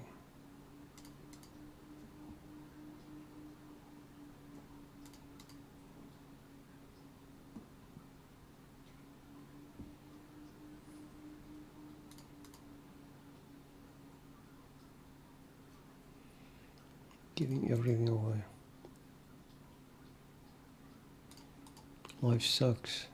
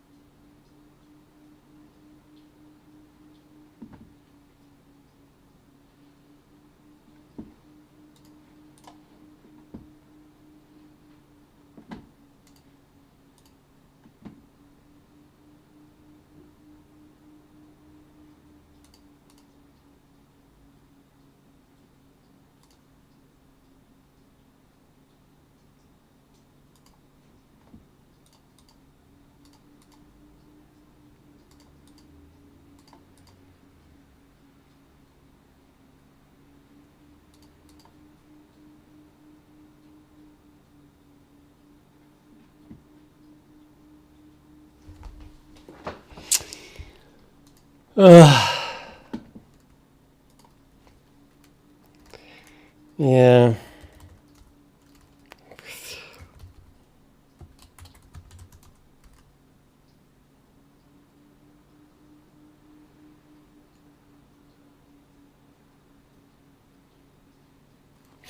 Good night.